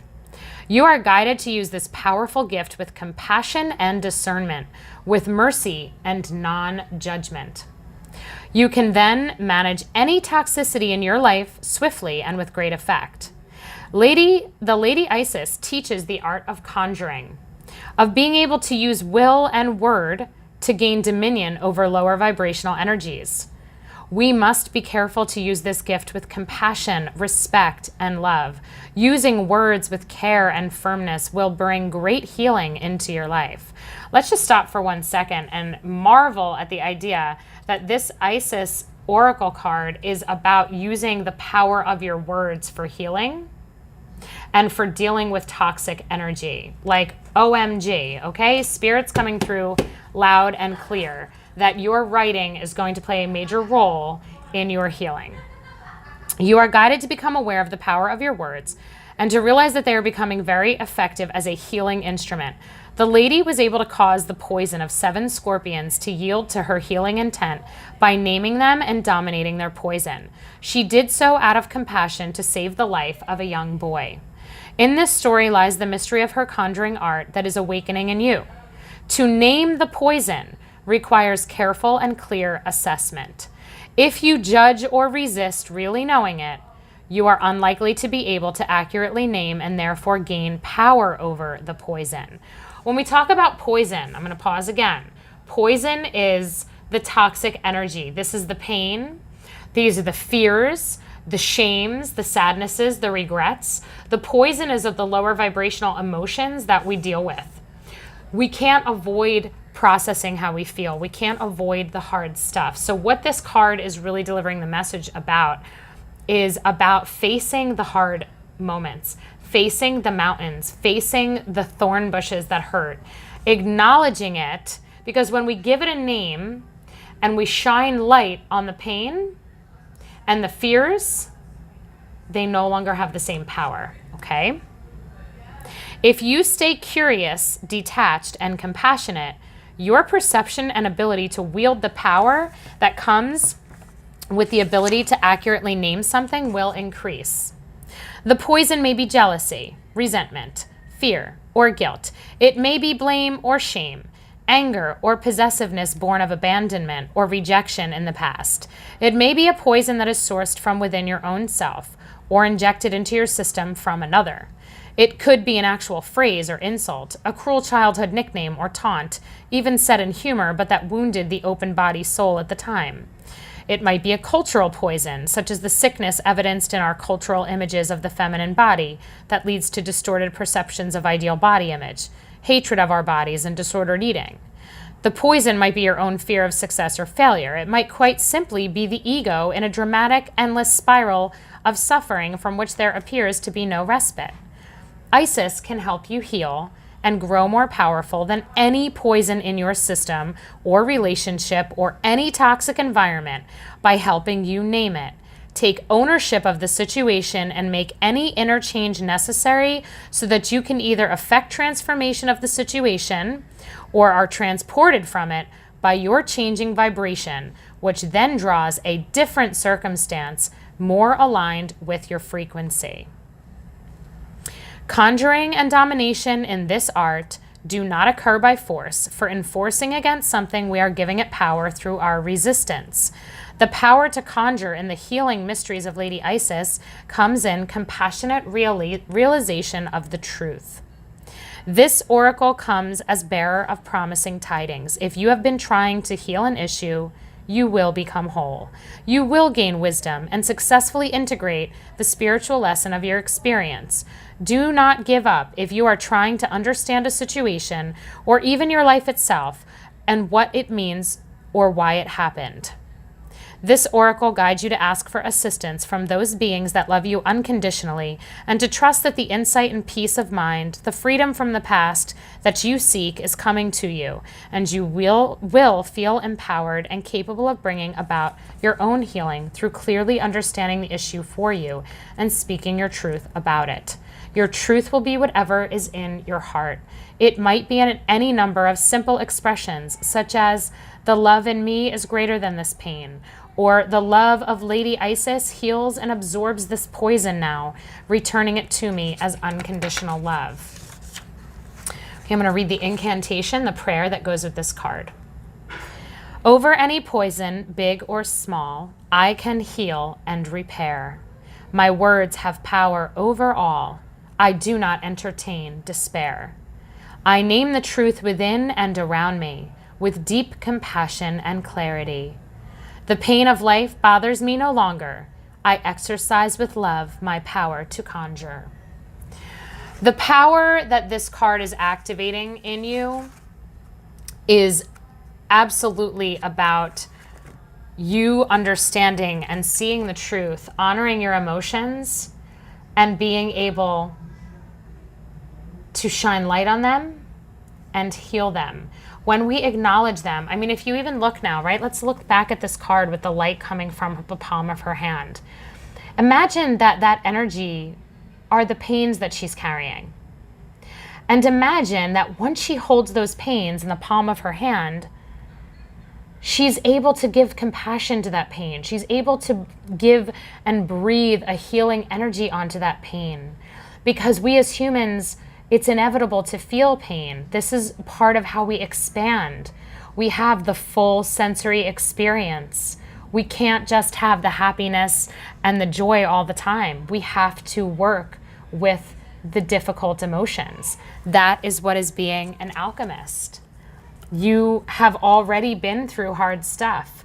So whatever this is for you, you're able to bravely shine light, acknowledge what your fears are, acknowledge your sadnesses, acknowledge your limiting beliefs or your hurtful beliefs, acknowledge the pain, because then it will be able to heal.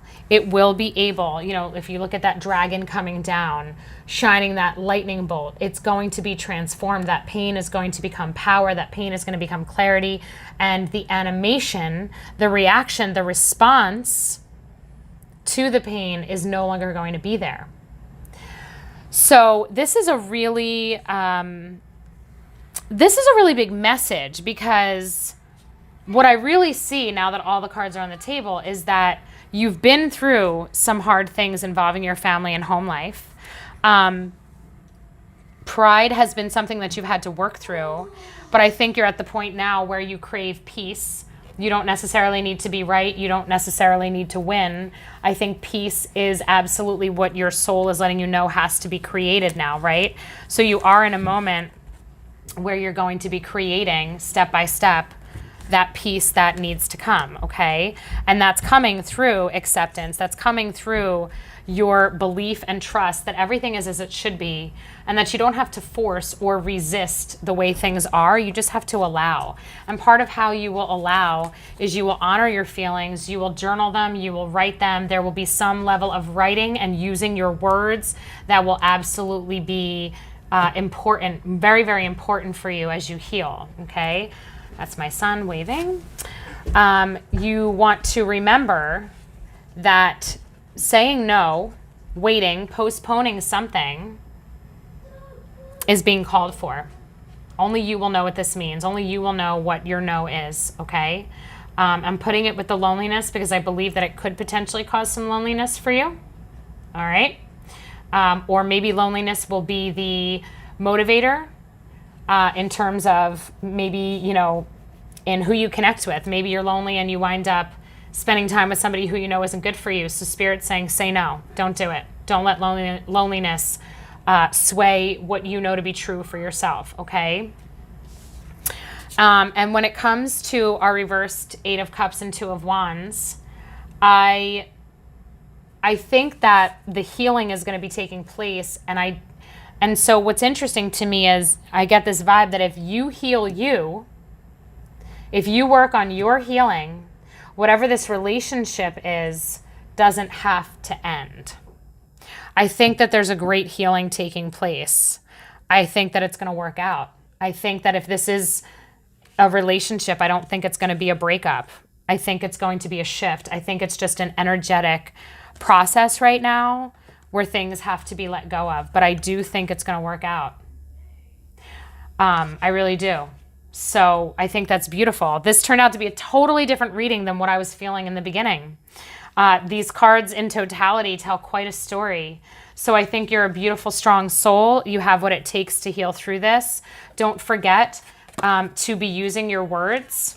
Revisit this video, write down the prayer that I read from the Isis Oracle. If that resonated with you, you could say that prayer multiple times a day to help integrate the energy of improving the way you work with your words, the deliberateness with which you speak, the deliberateness with which you write. This matters for you guys, big time, okay? It came up in many ways. So you need to be writing, you need to be journaling, you need to be doing something with written word and the power of your words, okay? So careful of your thoughts. Careful of anything that is self-deprecating or self-judgmental. Like, don't even go there. Really stay focused on the release and the healing of the hardship that you've been experiencing. And that's when you're going to start to see the shift in energy. Because when you change within, your reality changes on the outside. So I think this is going to be a beautiful time of change and transformation and healing for you. So, wow. Okay. I'm going to finish this up by just grounding the energy. Thank you, Spirit, for these beautiful messages. Blessings to those of you on this journey. You have the strength and the wisdom and the guidance all around you, and so much love as you heal and overcome this challenge. I wish you all the best. Thanks for watching. Please hit subscribe and the like button if you like my work. Thank you. Okay. Hello to those of you who chose pile number 3, the green calcite. By the way, green calcite is for our heart chakra, and it does represent healing. So if you are in need of some healing right now, you chose a good one. So we're going to start off looking at the goddess that wants to work with you, and you are getting Mama Chocha. I'm not sure if I'm saying her name right, but she is the goddess of water. So this is definitely about healing for you. If she is coming in, she is definitely bringing the waters of healing, okay? Water does represent cleansing of our soul, cleansing of our energy. Water is healing, okay? And in fact, when we work with water, we can work with water with sacred ritual. We can use water for intention. In terms of every time we drink water, are around water, taking showers, you can literally set the intention of allowing that water to cleanse and filter and transmute the energy that you're working with and any challenges that you have going on, okay? I'm going to read her message from the book, okay? So this is the Divine Goddess Oracle by Colette Baron Reed. So I'm going to hold her up while I read, and all you have to do is listen to her message. The world we inhabit began from the oceanic waters of life and the waters that surrounded us in the womb, both of which are the domain of the Incan goddess Mama Chocha. We are most attuned to the qualities of water, as the element of water symbolically represents our emotions. Our emotions move us to make and perceive the world as we know it. The beauty in this truth is found by observing water in all her properties and forms. Water is fluid and passes through cracks and flaws in the ground without stress, moving around obstacles and patiently wearing away the most jagged rocks until they are smooth and gleaming. Water ebbs and flows, comes and goes in a powerful rhythmic motion as the seas and oceans reveal their promise of release and return. Water rises up from the ground and seeds the clouds, and then rains upon the earth to ensure growth and sustain life. Water turns to hard ice and blankets the world in a protective shell, even of soft snow, allowing the dormancy of life to herald a time of dreaming. Then the ice melts and the cycles begin again. To answer your question lies in determining what form of water reveals the conditions of your life, and then recognizing the next evolution of your life's potential. If you are in an ebb, you can expect a flow. If things are temporarily frozen, soon they will melt. If it seems that your world is too wet and temporary shelter is needed, you can expect new growth and sunny days again.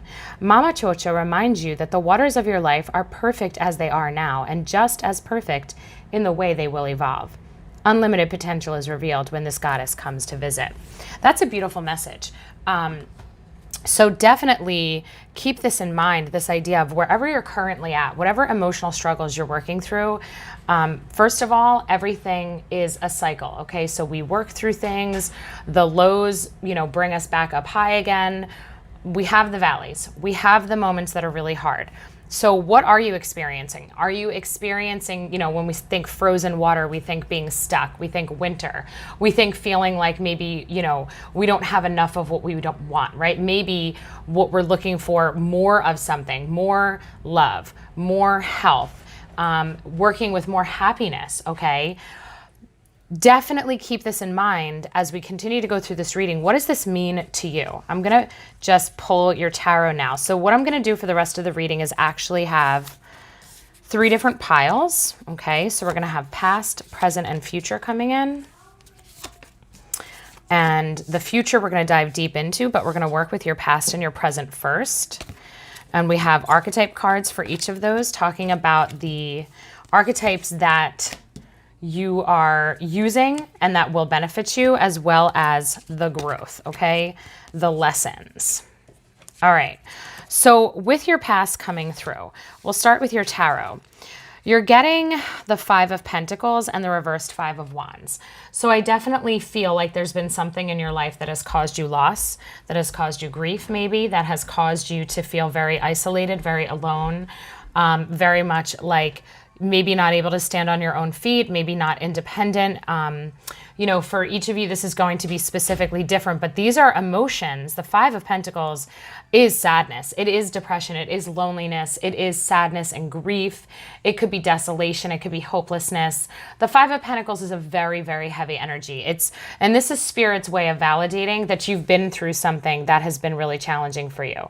Okay, you've been hurting in some way. Now, where that hurt comes from, I think has something to do with maybe your self-belief, your self-confidence, something that's close to your heart, okay? So when we have the 5 of Wands, this is really about dealing with, some type of struggle with people in relationships. When we have Wands, this is our passionate energy. This is our energy to create. So you're getting these 2 5s here. But with the 5 of Wands, it really takes our ability to not care what other people think and to remain true to ourselves. But here I'm seeing with this reverse position, the way that it came out, that maybe that's been something that's hard for you, that maybe there's been obstacles in your life that have really caused you to abandon what you really want, or really caused you to lose something that you really, really love, okay? Maybe it's a goal, maybe it's a dream, maybe it's your finances, it's your career, it's your stability. This could absolutely be a problem in terms of your stability, okay? There's something here that has not panned out for you. There's something that hasn't worked out the way that you wanted it to, and it's caused you an immense amount of stress and grief, I think.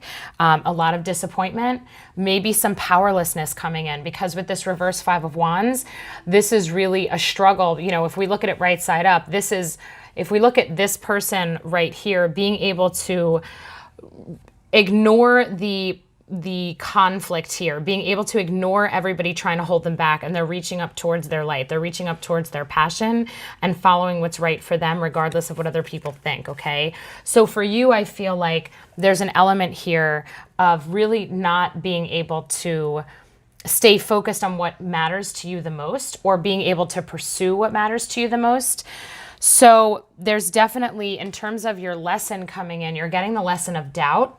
And it says, I release the need to know all the answers. So how has doubt played a role in your past? Okay, so if you think about this, how has some of what you've been dealing with, this pain, this not being able to achieve possibly what you're looking to achieve or have what you want, where has doubt come in? Are you plagued by self-doubt?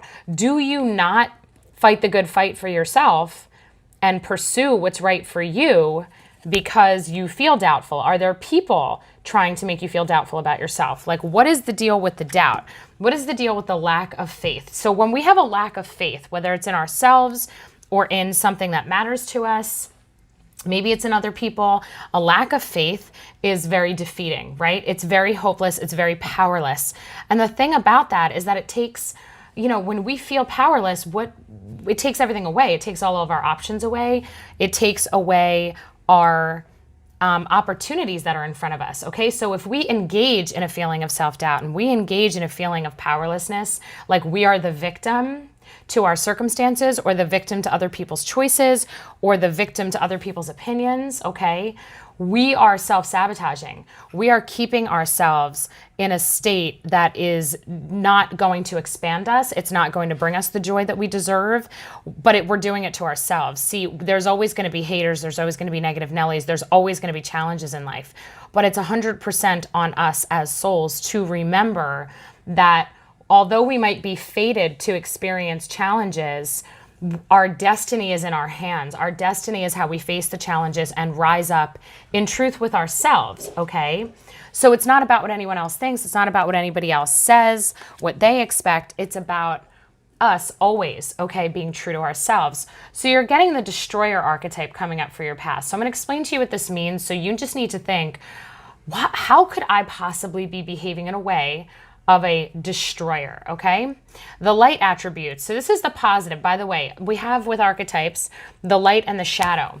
The light is the highest potential. An archetype is neither good nor bad. So even though we hear the word destroyer, you might think to yourself, oh my gosh, that sounds so negative. I don't want to be associated with an energy of destruction. However, destruction is necessary. Destroyer is very similar to the tarot.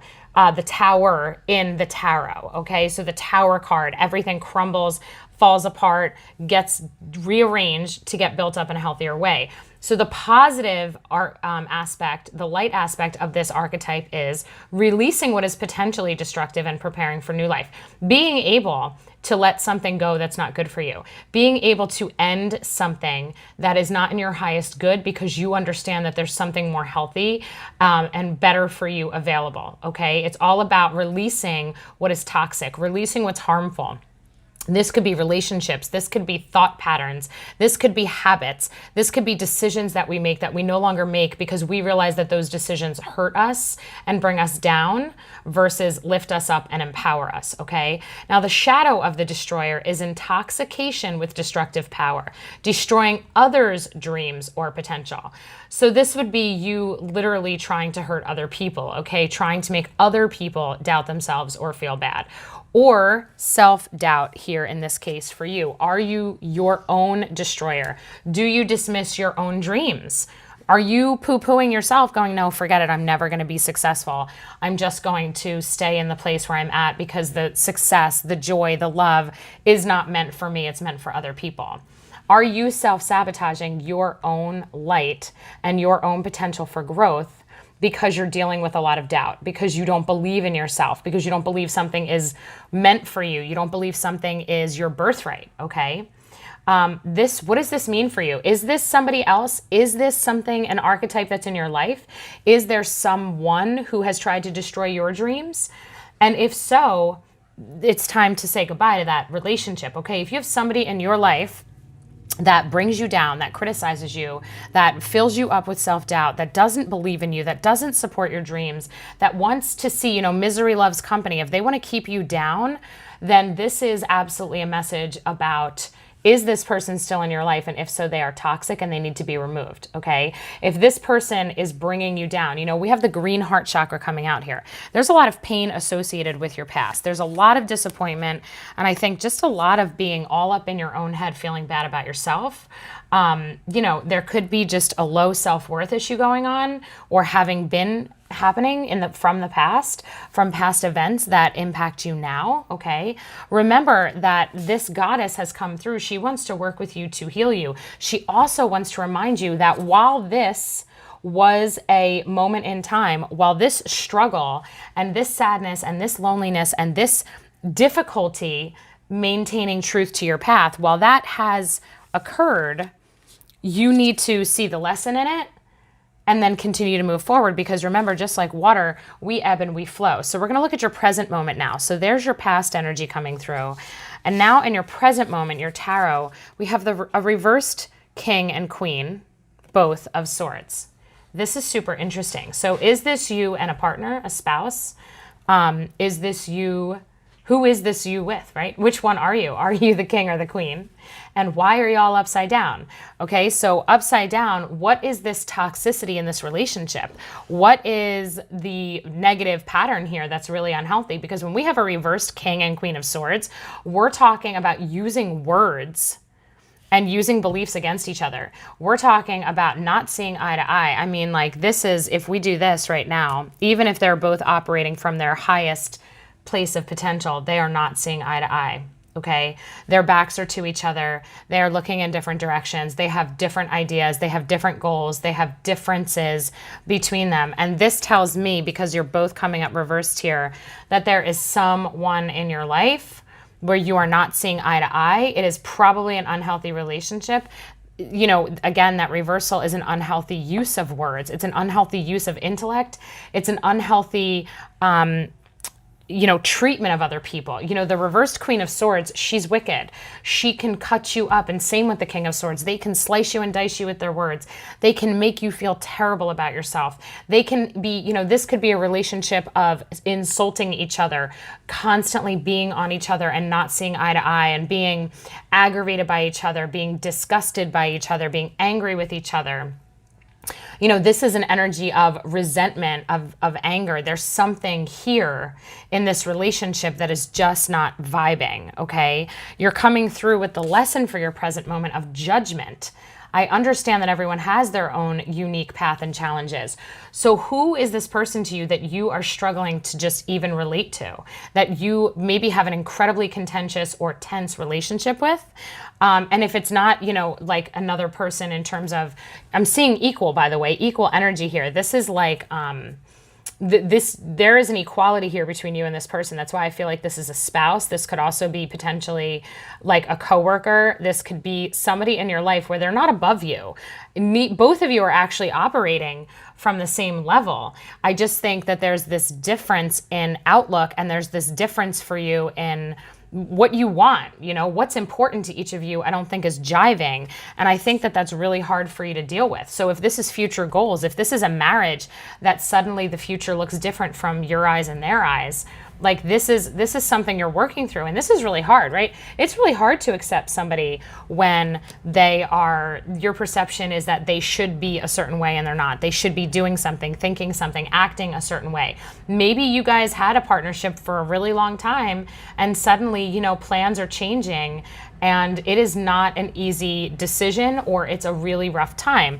Now, the archetype that you're working with through this is slave. Okay, so let's talk about what the slave archetype is. In the light, in the highest good. Now remember, again, archetypes are neither good nor bad. So again, while you hear the word destroyer or slave, that sounds really negative, let's talk about what it really means, because a slave is actually a form of unconditional love.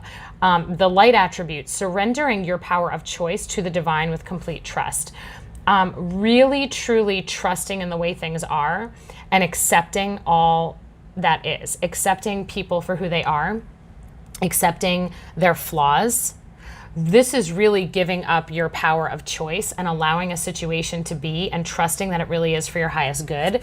To me, I always think of a slave in terms of family. I think of like when we really truly commit to the people that we love, sometimes it is an act of giving up our own free will to love them the way that they need, okay? The shadow, though, the negative, this is where the vibration is lower and it's a much more difficult archetype to work with. Giving your willpower to an external authority out of fear of making your own choices. Now, if that's what's happening here, is we have this archetype coming through of feeling powerless, feeling like you have to do what they say or see things the same way that they do, and it's keeping you in absolute misery, like this lack of being able to relate to each other.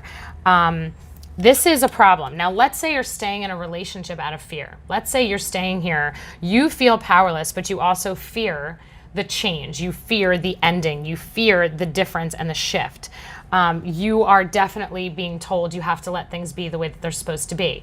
If you know in your heart as you're listening to this that, you know, and we're even going to throw judgment in from a different context, judgment in the tarot is about an ending. It's about a lesson having been learned. What is the lesson in this relationship for you?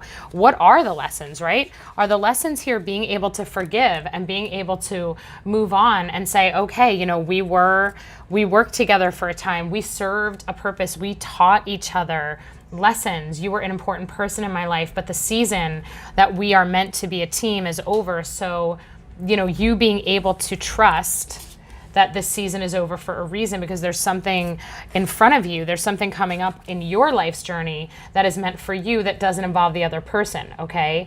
Or not in the same context. So all of this tension and all of the conflict and all of the not being able to connect right now, that's because of the expectations that you're putting on each other, okay? So when you get rid of the expectations and you simply give up your power, give up the forcing, give up the resistance to this situation, and instead say, okay, Spirit, we're here. I'm going to accept that this is where we're at for a reason, that this must serve a really important purpose. And, you know, and if this is something that's very difficult and hurtful for you to see end, pray for grace to come in and help your heart heal and help your heart be strong. But don't engage in hurting each other, because you're in each other's lives for a reason. You've been in each other's lives for a reason.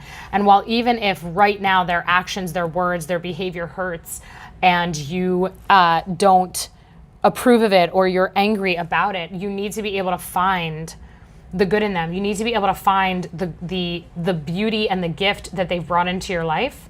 Maybe it's made you stronger. Maybe it's given you your voice, because listen, whether you're the queen or the king in this situation, you have a voice. You're a leader. You're a powerhouse. You're no weakling, okay? And I think that's probably part of the problem here, is that neither one of you are weaklings. You're both very much clear on what you want. You're very clear on what matters to you and what's important to you.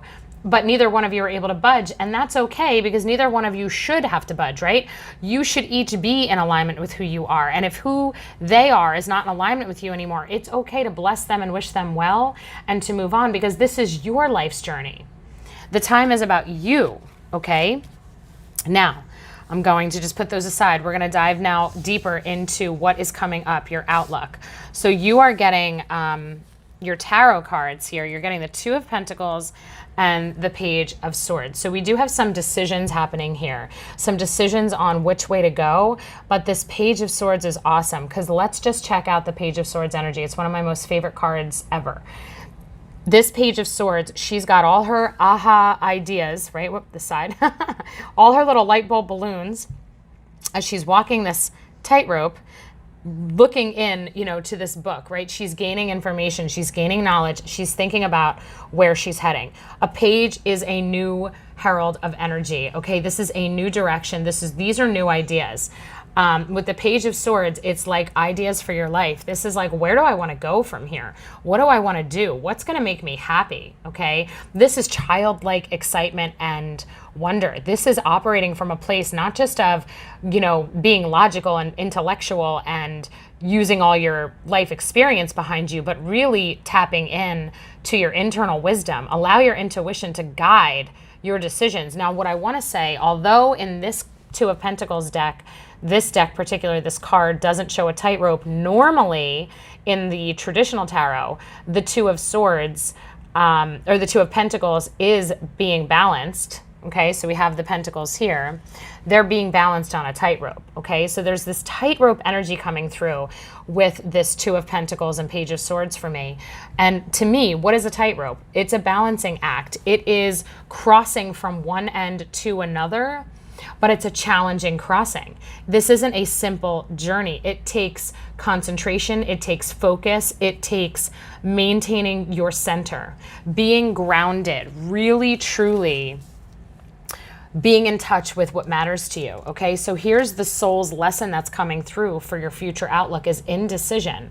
Okay, so if we're working with here, it says, you know, I use my intuition in all aspects of life. By the way, that's what I just said, right? As we're doing this Page of Swords energy, we are not going to be basing these decisions on strictly logic, okay? So this means that your life, you are getting told by Spirit, make sure this next chapter of your life is based on decisions that are heart-centered. Make sure that you're using your intuition. You are connecting your crown to root. Notice the red and the purple of the indecision card. This is coming into balance, okay? We've got the root to the crown colors coming through.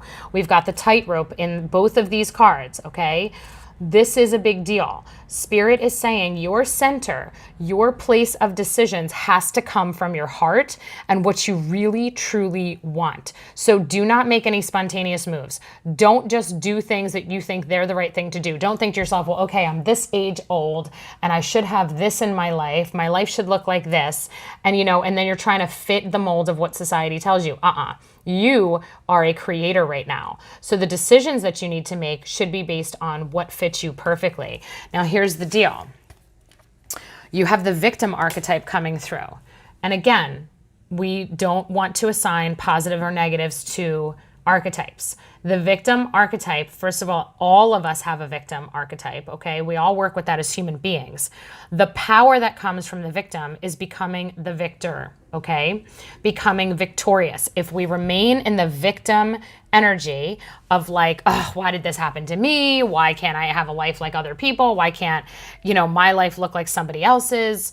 And we give up our power feeling sorry for ourselves. That time that we spend in that energy of sadness and feeling sorry for ourselves is time wasted where we could be co-creating what we really want, okay? So the light attribute, the highest potential for the victim, is that it prevents you from letting yourself be victimized or victimizing others. We gain strength. We recognize what it felt like to be a victim.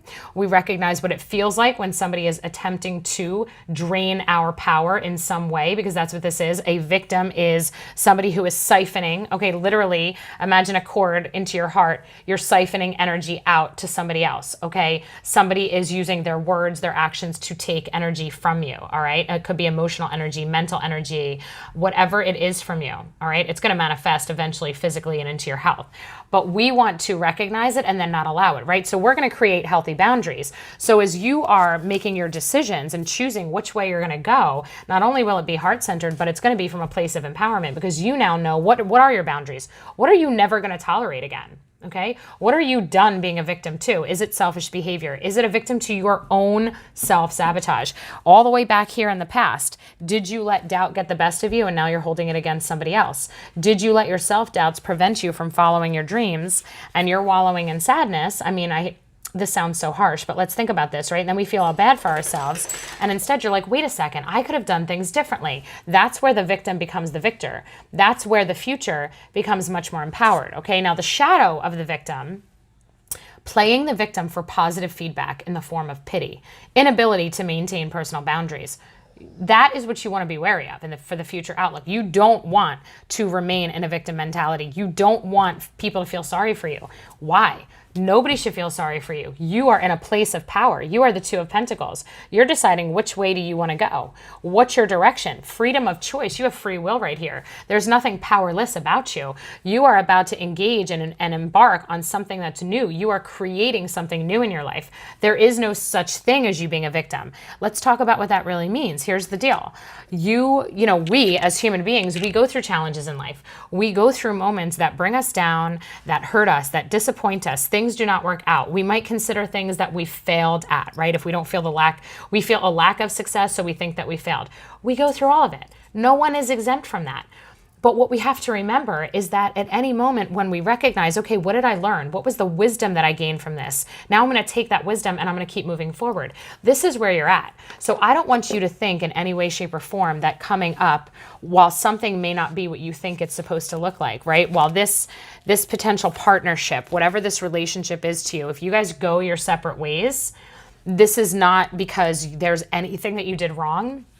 It's because this is meant to be, okay? This is karmic. This is your time to grow. So you are no longer, let's just take a look at these archetypes, right? Because we're working with the slave and the victim and the destroyer, okay? If we're working with these three archetypes, this is you stepping into your power of being able to let go that which is not healthy for you anymore. Again, trusting the divine plan, allowing life to unfold the way it is, but also establishing healthy boundaries, okay? Because when we come over here to the victim, it's about establishing healthy boundaries. So say goodbye to what needs to go, okay? What has been bringing you down, and instead become the victor as you step into the power of choice. You are no longer going to be in an energy of powerlessness. So there's something to be celebrated with that, okay? Now, your next card that is coming up, your soul truth. What do I believe about money, and do my beliefs match my dreams? So we have something coming here that has to do with money for you. So if you feel that you have to stay with someone based on the fact that you don't have enough money, or you wouldn't have enough money without them, they maybe are the breadwinner in the family.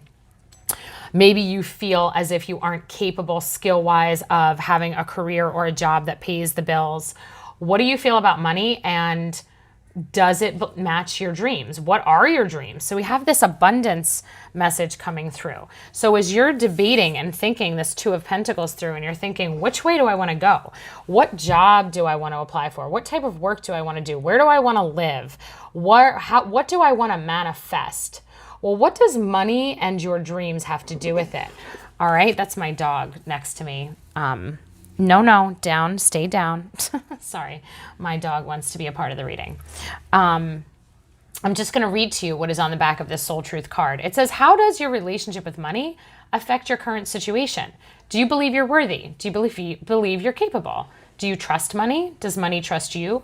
Money is an energy. It ebbs and flows. Oh my gosh, guys. We started the reading off talking about cycles of ebbing and flowing. OMG, here we go. You are worthy of it, and it's your responsibility to heal your relationship with money as part of your waking up to the whole of you and your purpose. Your action today. Take a deep dive in your belief system around money. Are there any beliefs you need to upgrade to create the results you're wanting most in your life? Write out your money story. Is it time for a sacred shift? What will your next chapter be? Fill in the blank. I am grateful to money because what? Okay, guys. So we have this whole message coming through for you about ebbing and flowing, the tides of life, okay? The abundance versus the lack of abundance. This yin and this yang flow for you. We see it also coming through because remember, money is energy, and energy is your presence in the world. So I see it actually here in the ebb and flow of the archetypes that you're working through. It's about you believing in yourself, right? So we have these lessons coming through for you guys regarding self-doubt, the judgment of others, the way you might compare yourself to other people, and then the indecision, right? I feel like there's so much growth here waiting to happen where you no longer let doubt hold you back, and you become a much more empowered version of yourself, so that as you're making your decisions, as you're moving forward, it's not from a place of I'm afraid to fail or I'm afraid of not having enough. It's actually from a place of I believe in myself and I recognize the fact that I am a creator, okay? I'm just putting those up there as this reminder of these themes that are coming through for you so strongly. You need to remember and get in touch with your soul of who you are. We're here to create, guys. We're here to work with our energy. You and your loved ones are safe is what's coming up next. New moon in Cancer. This is a new energy, right? A new moon is a reset. This is a new cycle. You are in a new cycle involving your family for sure, because we're getting Cancer coming up. Cancer rules home and family and relationships and emotions. And it's coming through big time, okay? I should put more stuff behind here. I'm like deciding I want to hold everything up. So not worrying about family, by the way, is important right now, because the decisions that you make have to be based on your heart. So you don't have to fear. When this comes up, just so you know, this is about not fearing. Everything is going to be okay. Let's say you have other family members that might be impacted by your choices right now. Everything is going to be okay. All right. Everybody is safe. You're at a place where you need to be. So don't let guilt or doubt, again, hold you back. We're working through this, not letting doubt hold us back. Now, the goddess Isis is coming through with goddess of 10,000 names, endless emanations of the priestess. I'm going to actually read at the end of this reading from the book what this card means, but the goddess of 10,000 names, like taking on new identities, recreating who you are. Who do you want to be for this next chapter of your life? It does not need to be the same person you've always been. Council of Light, divine orchestration, helpers in the subtle realms. You are being guided by the ascended masters. You are being guided by this beautiful mothering energy that is going to grow you into the soul that you came here to expand into, okay? You already have it in you, but this human ego, this human personality of yours is really being called to let more of your soul in. You have the help from your guides. You have the help from your angels. Everybody's on your team. Everybody's like, listen, you're meant to go from these archetypes of powerlessness into their powerful state. Okay, you are not meant to stay here. Remember the ebb and the flow. The tide is changing financially and with your self-confidence. In fact, your finances are going to be reflected in your confidence. You're getting squirrel spirit. Believe in yourself. Heck yeah. Right? What does a squirrel do? They store all their acorns away and then they find them when they need them, right? That's their nourishment. They provide for themselves. You as well can provide for yourself. Do not let money hold you back from the new chapter. You are really rewriting who you are. That is coming through loud and clear. Yes. Faith. Worm moon. Look at this. This is you birthing the new you. Have faith not only in your team of angels and God and source energy for the support that you're receiving, but faith in yourself, because you no longer have to operate with the doubt. You don't have to have the shame. You don't have to have the feeling of not being good enough. That is just not what spirit wants from you. I'm just going to arrange these right here again. You are so much tapping into a new chapter, okay? This is a big deal. You are working through a lot of energy right now in terms of your self-image and your self-perception. And it is time for you to go from feeling low in certain ways about yourself or feeling stuck and feeling powerless to being empowered and to writing your story. So now we're going to finish up by reading what the goddess Isis wants to share, okay?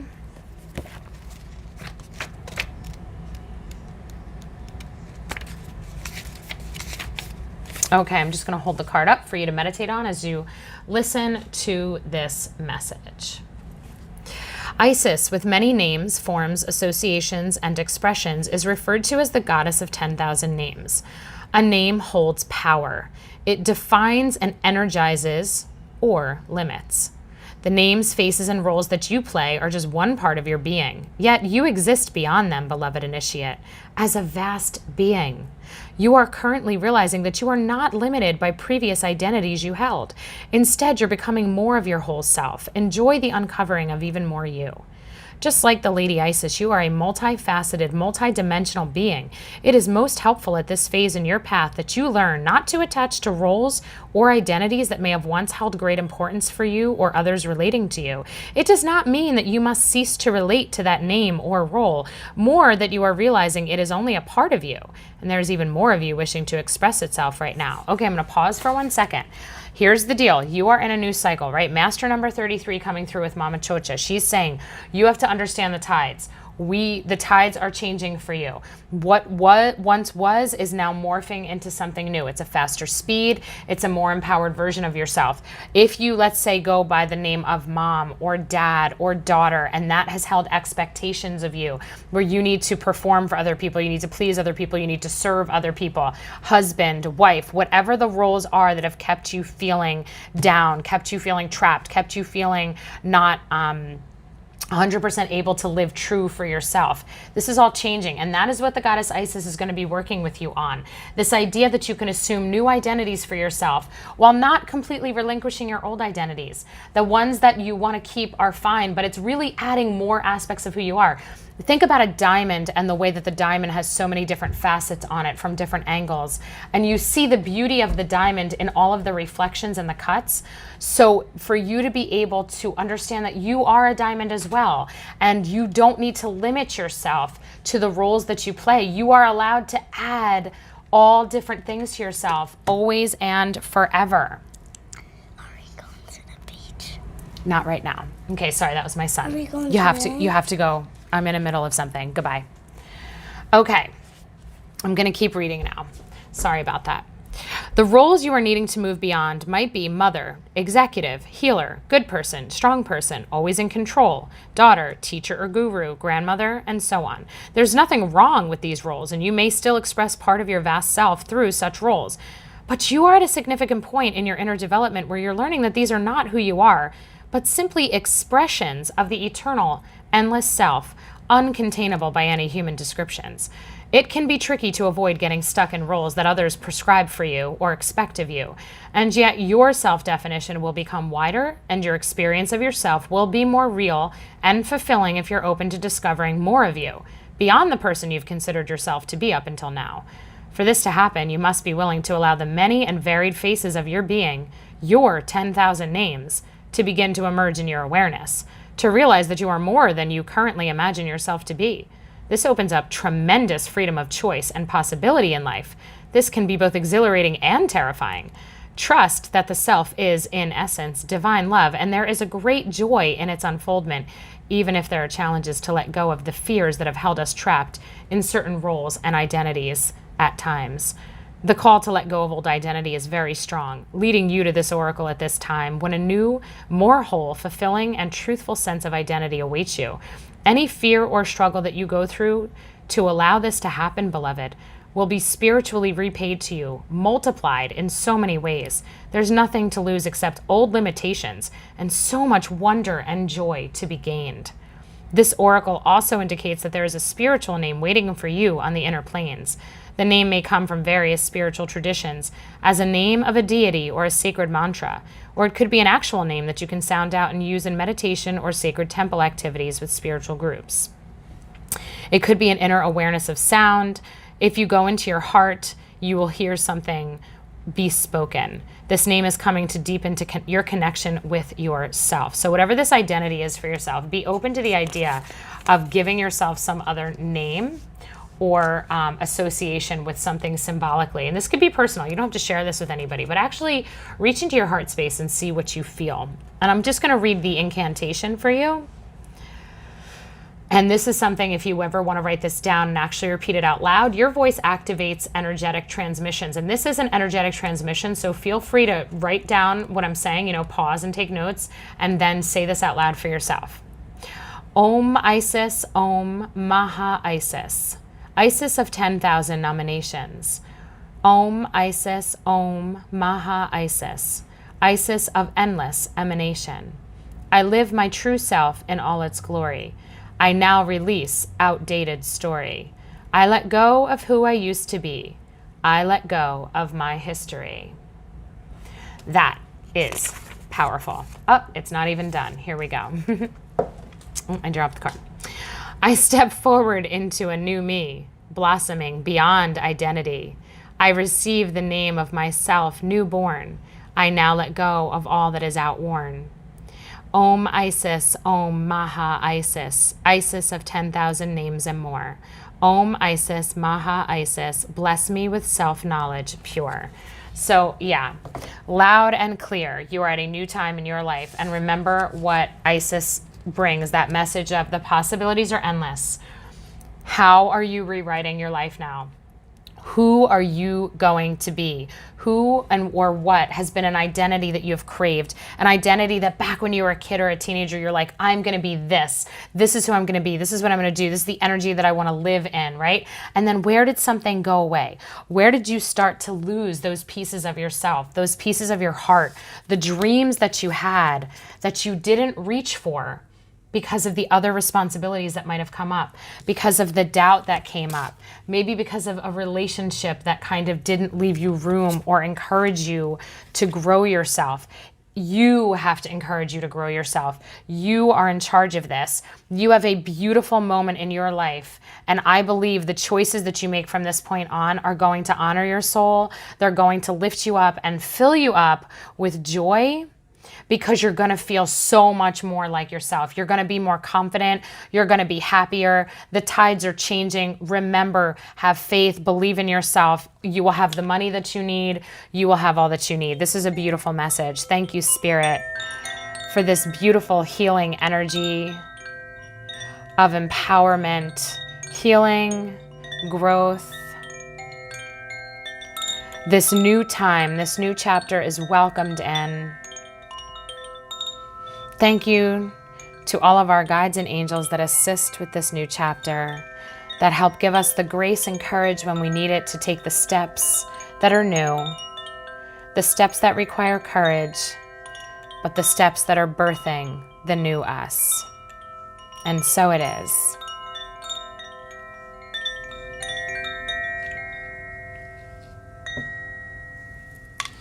Thank you so much for watching. Please click like if you enjoyed your reading, subscribe to my channel, share with your friends. I wish you all the best. God bless you in your new chapter. Take care.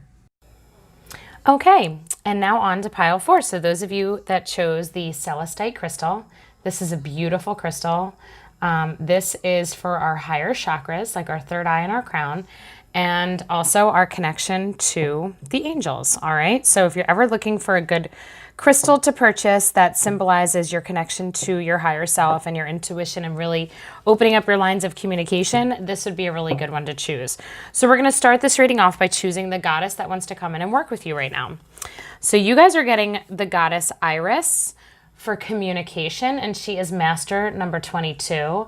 I have to tell you that in every single pile has had a master number come through in their cards. The green Calcite group had the master number 33.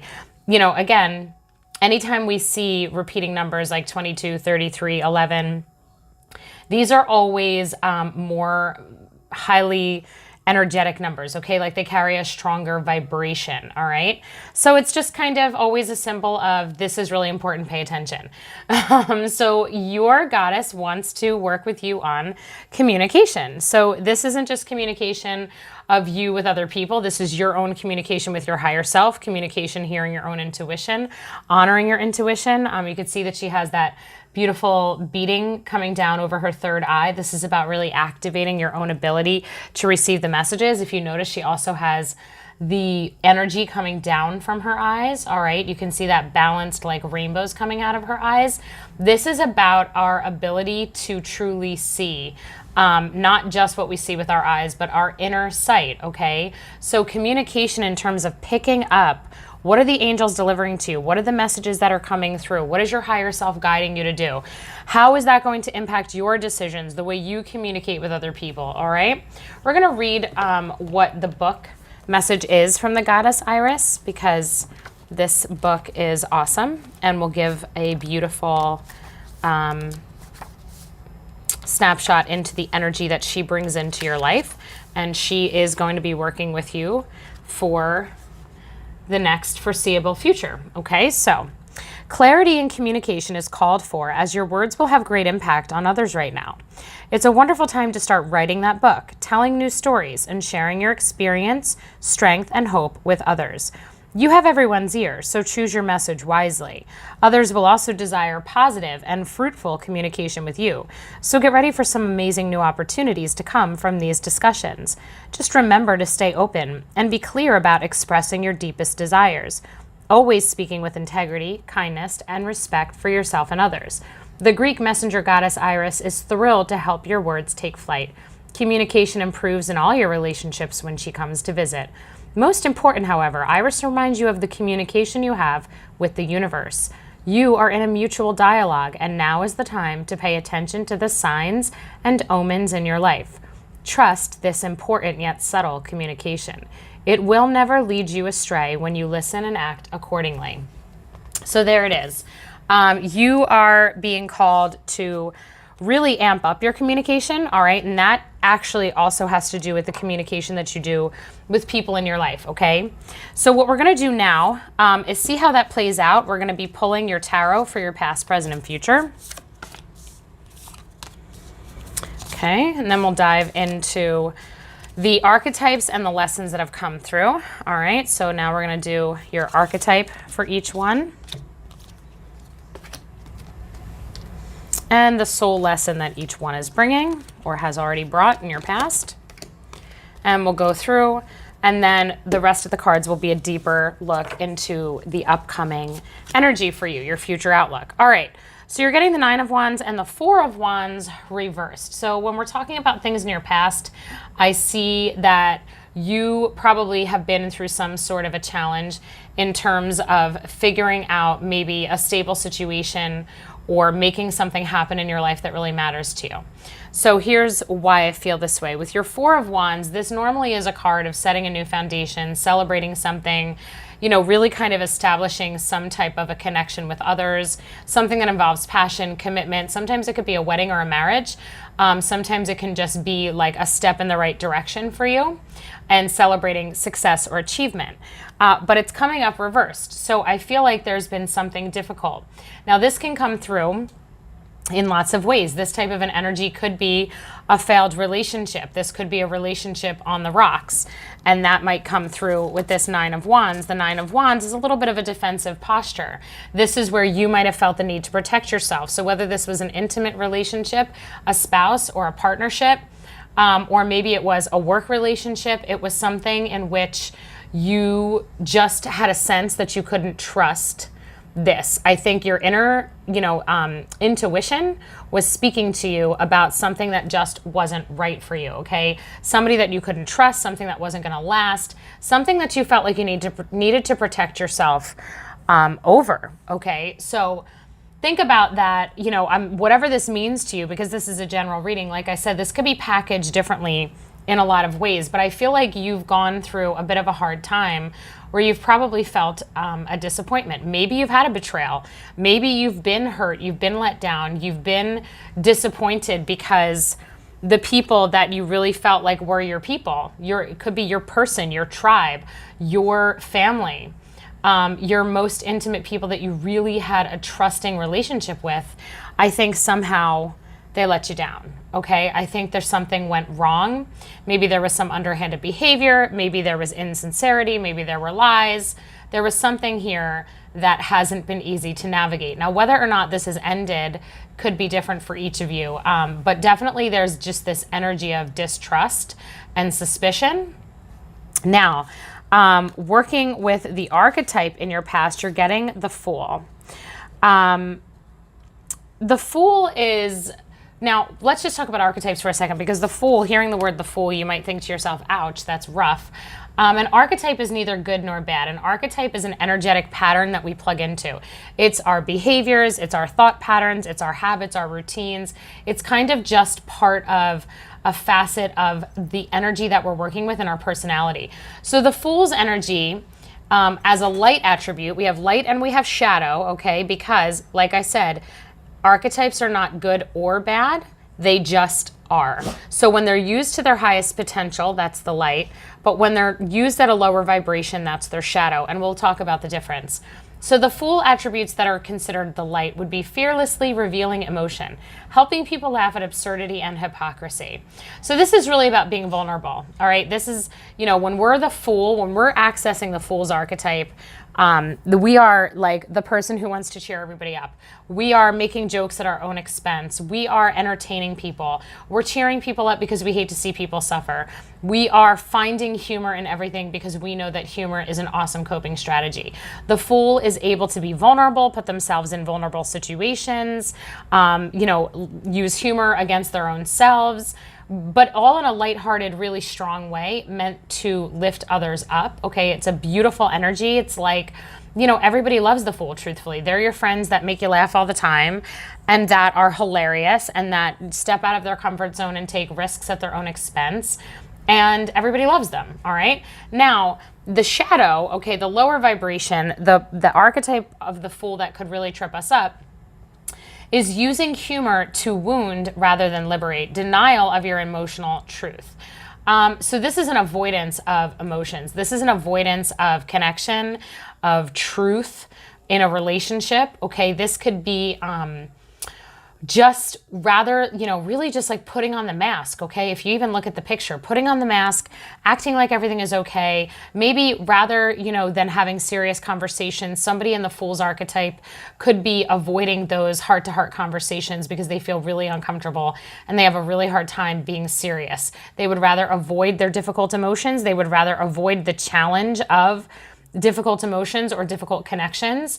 If you have somebody that's operating at this level, if this is you yourself, this probably would mean that you tried to avoid and tried to laugh off or tried to shrug off or tried to bury something that was difficult for you to deal with and process. And that might be frustrating to somebody that you're with, or vice versa. If this is someone that you're with that was using the fool archetype from that low vibe, they might have been avoiding the hard stuff. And this might be really hard for you, all right, to work with that archetype. But here's the deal, because I pulled this in honor of your energy, this is you. So you have to kind of take an honest inventory here and think, well, am I operating in the light or the shadow of the fool? Am I really owning up to the emotions? Am I using humor in a healthy way? Am I putting on my brave face in a healthy way? Or am I burying my emotions? Am I putting on my mask and acting like everything is okay because I'm very overwhelmed by the truth of the fact that I'm not okay, that I'm not really happy, that I'm actually really sad inside, okay? So if there is a show that you are putting on for other people, Spirit is kind of saying, hey, listen, this isn't working. We as human beings are designed to feel our emotions. We're designed to work with our emotions. They're information givers.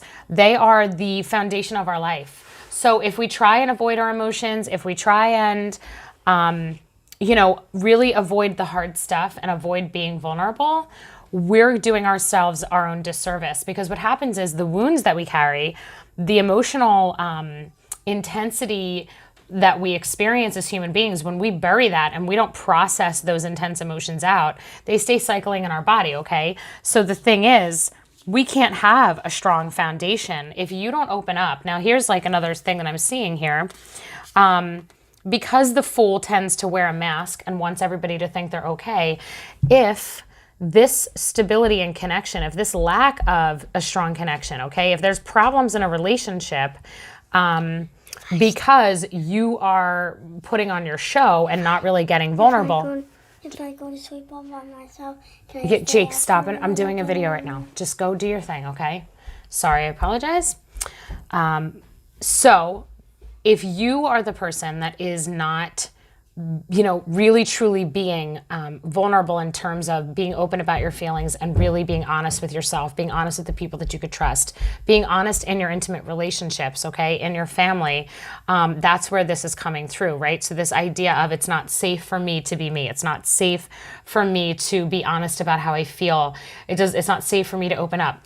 Now, let's think about that for a second, right? Because if this is how you're feeling, that you can't really be truthfully authentic and out in the open with your emotions, then why is that, right? What is going on in this relationship that you don't feel like you could be your 100% self, okay? That's something to be thinking about. Now, with your past lesson, this situation is bringing up the soul lesson of courage. So it says, I find the inner strength to face fear with confidence. So I think that's the crux of everything with the shadow part of the fool. It takes so much courage to be vulnerable and to be honest about how we feel. It takes so much courage to speak our truth. And maybe this is why the goddess Iris wants to work with you right now, because you do have some communication to improve on for your own good. You have emotions you're holding on to that you're trying to bury that are actually going to hurt you. Eventually will, our emotions will manifest as disease, dis-ease within our body. That's just how we work. Our energetics affect our physiology, okay? Your biology is affected by your spirituality, okay?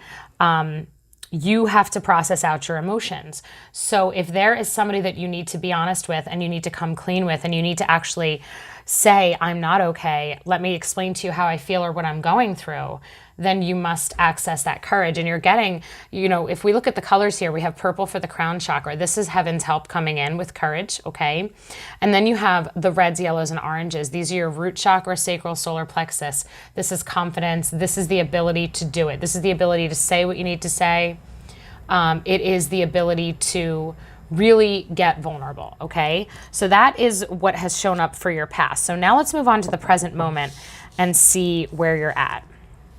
All right, we'll look at your tarot first. So in the present moment, we do have the Page of Wands with the Knight of Swords reversed. So I do see something that wants to change, right? So like we've gotten to a new point. This Page of Wands is very much a doer and an action taker and a change maker. A Page of Wands has a vision of what they want for themselves, okay? Is eager to create it.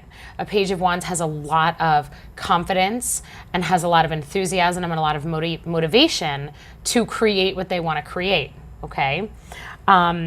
With that being said, you have the Knight of Swords coming up, and I'm just going to show you. This normally is the card of action, okay? This is like, let me jump on my bike and take off and hit the road and go after my goals and go after what I want to do. But it's coming up reversed, and I'm just wondering if this is like, here's all this energy, here's all this motivation, but yet we're not doing things in a well thought out way, or we feel like we don't know how to take the first step and get a move on, right? We know what we really want.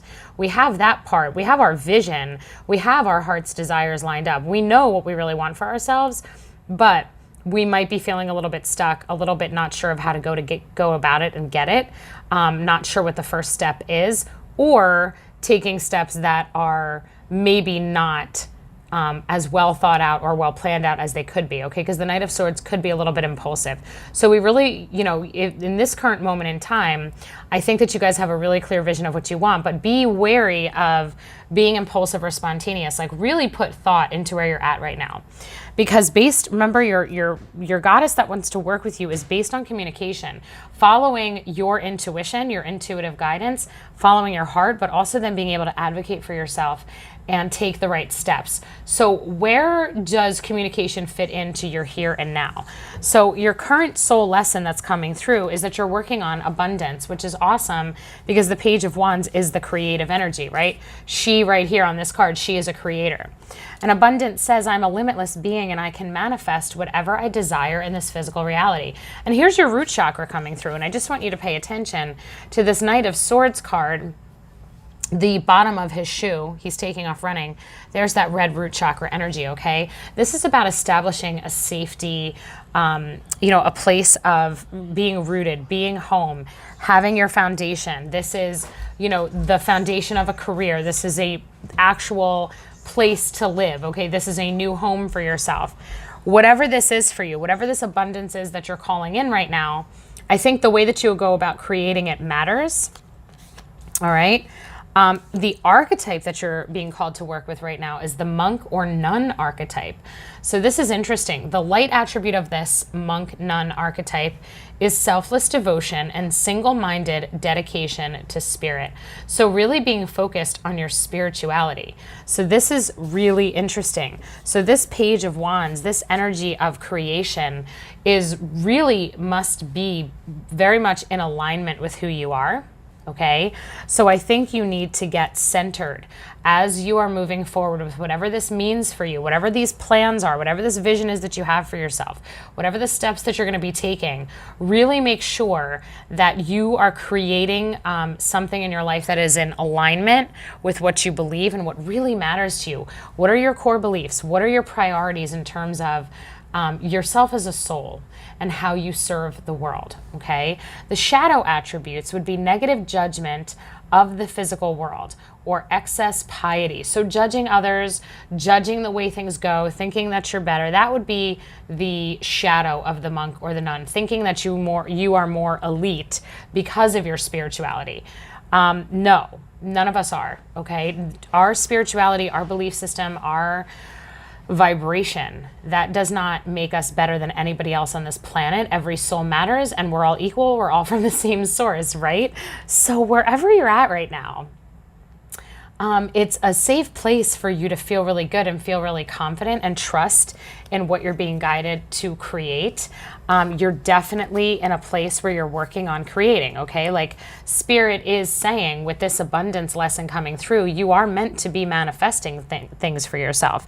You are meant to be manifesting whatever your heart desires. I think this Knight of Swords really comes as a warning just to do so, by following that internal guidance, by not ignoring. You need to co-create this with Spirit, okay? True abundance will come in when you are in alignment, not when you are trying to avoid as fast as possible something difficult or something challenging. So let's say this is you running away from something, okay? If this is you running away from a difficult relationship, running away from a conversation that's going to be really hard for you, running away from those conversations that require you to be honest or to be really vulnerable or to really get in touch with your feelings, okay? You need to come into alignment, right? Because right now it's flipped over, it's reversed. I feel like there's something that Spirit wants you to attend to right now in terms of getting your mind right and having whatever conversation needs to be had. If you are avoiding something difficult before you move on and do your thing that's going to benefit you, make sure you're having whatever conversations need to be had with people from your past, from your most recent past. However this resonates with you, don't just jump ship and avoid the hard stuff. Be accountable. Own your participation in relationships. Own the role that you potentially play in this reversed Four of Wands, okay? Whatever this is, this challenging relationship, this disappointment, whatever this is that you weren't 100% honest about or really vulnerable or really transparent, like really mull that over and think about what that means for you. Is there a way for you to have any other conversations right now that will kind of rectify that energy? Let's move on to the future outlook right now, and then we'll be back to those. We'll be putting them all together. Your future outlook tarot, we have the Knight of Cups. So this is like a romance ahead, okay? But we have the Magician reversed. So there is something definitely coming through with a relationship for you guys, because you're also getting the Companion archetype, okay? This is definitely a relationship, and we're getting the soul lesson of change coming through in the future. So there's definitely this relationship happening here. Now, what is going on with this reverse Magician? Now remember, this is your future outlook. So this is kind of based on where you're at right now, what is coming up ahead. The reason the reverse Magician is something to pay attention to is because this is an imbalance of energy. The Magician himself, this archetype, this card, this major arcana in the tarot represents our ability to co-create with Spirit, okay? And if we put this together, let's say you're co-creating a healthy relationship. You're co-creating a partner that really gets you, that you could really connect with. That's going to be like your husband or your wife, right? Like you're looking for long-term relationship and commitment. You're looking for like true love. But the Magician, when he's healthy, when he's a right side up energy, he's using all the tools that he has. He's using his surrender to faith and Spirit. He's using his working with the elements and working with his own energy, right? Working with thoughts, working with his words, understanding that what we think and what we say attracts what we get, right? Our vibe attracts our tribe. Really, really important. We're always going to get who we are energetically aligned to. So if we are getting this reversed Magician energy coming out, there's some type of an imbalance to me here. There's something showing that up ahead, you may not be working with your energy the way that's best going to serve you, okay? Now, the Knight of Cups is like a sweetheart. He's like a super romancer. He shows up with the roses. He prepares the beautiful first date. He's like being on The Bachelor or The Bachelorette, right? Like those totally fake date scenarios that are really fun and really amazing. And then do they make it to the long haul? Not usually. Eventually they always break up, right? So the Knight of Swords, or the Knight of Cups, beware, because even though he could be passion and he could be romance that's long lasting, he also could be fleeting. All right, this could go either way. And the reason I'm saying this to you is because of this reverse Magician. I want you to be aware of How are you using your thoughts and your words? How are you managing your own energy? Because you are going to attract where you're at. So if you want somebody who is very sincere and honest and looking for the long term and emotionally aware and really just in the same place that you think you are, you have to make sure that you're where you think you are, okay? You need to manage your energy and you need to manage yourself and hold yourself to the highest standard of behavior and the highest standard of your own integrity and the highest expectation of being in total alignment with yourself, having your energy be balanced, having your stuff be healed, so that when this person shows up, you're getting that version of this person as well, right? We both want to be healed in a relationship. We both want to come into a new relationship whole, not with the unhealed parts, because then we're just going to be stuck in some cycles again, all right?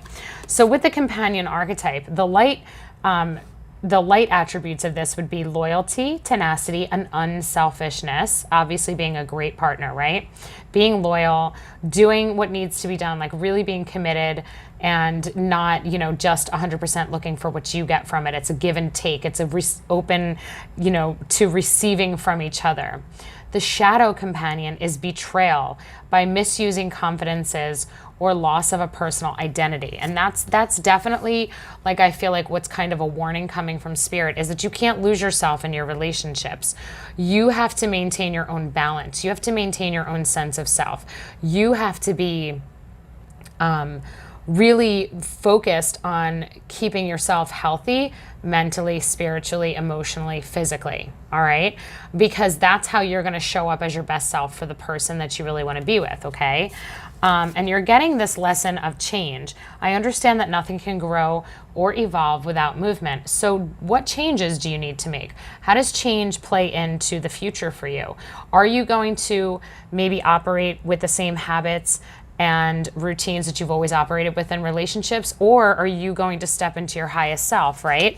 And are you going to self-reflect and think, okay, well, in my past relationship, I wasn't 100% honest about my feelings all the time. And then that created communication barriers where he or she didn't fully understand me. So in this relationship, I'm going to be a better communicator.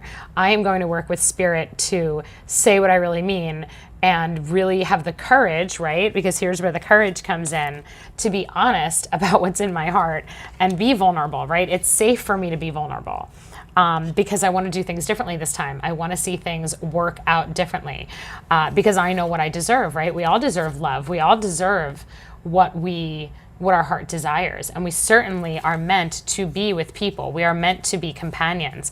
But I do think, based on the fact that we started the reading with this reversed Four of Wands, that in terms of your companionship, okay, I think you need to be on the lookout for what are some of the ways that you might need to change a little bit, rather than just being here for the good time, rather than just being here for the fun stuff. How can you go a little bit deeper and actually truly connect and own who you are and where you are and what your heart wants, okay? Now let's get a little bit deeper. So into the future, here we go. What passion am I ready to pursue? This is your soul truth coming out. So what are you ready to focus on? What passion are you ready to pursue? What are you ready to actually go for in your life, okay? Now that does come through with this Page of Wands. This is a pursuit of a passion, whether it is the passion of a new relationship, whether it's the passion of a new career, a new job, learning something new, learning a new hobby, a new way of being, a new way of doing, a new identity, whatever this is for you. I'm going to read the back of the Soul Truth card to you. It says, your passions will continually lead you to your purpose. What passions have you put to the side, given up on, or buried? What passion is ready to come alive in you? Your action. Write a list of the passions to which you want to live life right now, and then journal how you can incorporate more of what you're passionate about into your daily life. Trust your soul's whispering and let your passions draw you towards your dream life. So this is really important, right? Because this is about doing some self-reflection. This is about you being in communication with your higher self about what is right for you. What do you want to create in your life? Because you are in a moment and you're in it right now, right? Here's the current moment. You are the creator. You are the Page of Wands. And you are working on abundance, right? So what does this mean for you? What is the abundance that your heart wants? What do you want to feel? Is it financial abundance, or is it really the safety that you feel financial abundance will give you? Is it really the success that's going to come from working hard at something that you love, from achieving a goal? And the financial abundance is actually secondary, right? Because abundance comes in all forms. Abundance comes from just this vibration of plenty. It's the vibration of love. It's the vibration of having all that you need. So Spirit's saying that this is a time for you to do self-reflection and really decide what matters to you right now, and then make the list, right? Your action is to write a list of the passions you want to give life right now. Okay, so what do you want to create in your life right now? This is a really important thing for you. Nothing is yet set in stone. Everything is changeable right now. We're getting a mutable moon. This means that at any given moment, things can shift. You are not destined for this reversed magician energy. Although right now it's showing that you might be bringing in an imbalanced energy into your life and working with an imbalanced energy, you absolutely could definitely change that, okay? That's the thing about right now. These cards are based on the here and now, but we have free will. We have the ability to shift into the more empowered version of ourselves. There is nothing set in stone in terms of endings or beginnings, which means that you have a blank slate. You have the ability to step in to the best version of yourself. You have the ability to really, truly be the best version and rewrite your identity. You can create the energy that you want. You have the freedom of change at your fingertips. You are not held to the past. You are not expected to stay the same as you've always been. In fact, Spirit is saying the opposite. Spirit is saying be open to change. Nothing is set in stone. Be flexible. Try things a different way. Be a different way. See how that works for you. So the goddess Isis is coming in with the Lady of the Stars, Priestess of Sirius. This is going to be an activation. This is an energetic upgrade for you. We're going to finish the reading by reading the message that comes in the book and the incantation that comes with this card. So you are getting dance. Do something to shift your vibration. Yeah. So definitely tap in to passion. Definitely tap into movement. Move your body. Actually physically dance. Find joy, put on all the music that you love, like seriously lift your vibe, because I think that you have some healing to do in terms of your own comfort level with who you are, how you feel, how you express that to others, how safe you feel truly being yourself versus how much you might like kind of put on the show for other people to see, but inside your heart is screaming something different, okay? Inside you want to like get up and go and dance and have fun, but on the outside you're like a certain identity or a certain personality that people perceive. So Spirit's saying, no, no, no. Like you have to shift your vibe. You have to tap into joy. You're getting Turkey Spirit. Give with gratitude and grace. So there's your animal medicine coming through. Give with gratitude and grace. This is definitely tied to abundance, okay? Because the more that we feel that we have, the more that we give, then that is the more that we will receive, okay? So you don't have to stress over having enough. You don't have to worry that you're gonna have everything that you need. You actually just need to stay devoted to what you know intuitively is right for you. Remember this monk nun archetype that you're working with. You're working with this idea of being aligned with Spirit and doing what is right for your heart and your soul and your journey, but also respecting others along the way, okay? So you're giving with gratitude and grace. Grace, guys, is a lack of judgment, okay? You are being grateful for all that you have in your life. You're being grateful for the money, for the friendship, for the support, for the opportunities, for the solutions to your problems. You name it, there's nothing too small to be grateful for. But then you're also giving grace. That means you're giving forgiveness. You're giving empathy. You are giving people permission to just be as they are. You're giving yourself permission to be as you are. This is what we're talking about when we talk about abundance. We're talking about this plethora, this overabundance of love and acceptance and being in the present moment in a state of grace and faith, okay? This is a beautiful, beautiful energy. And finally, we're getting discernment, okay? And again, kind of coming back to our communication theme.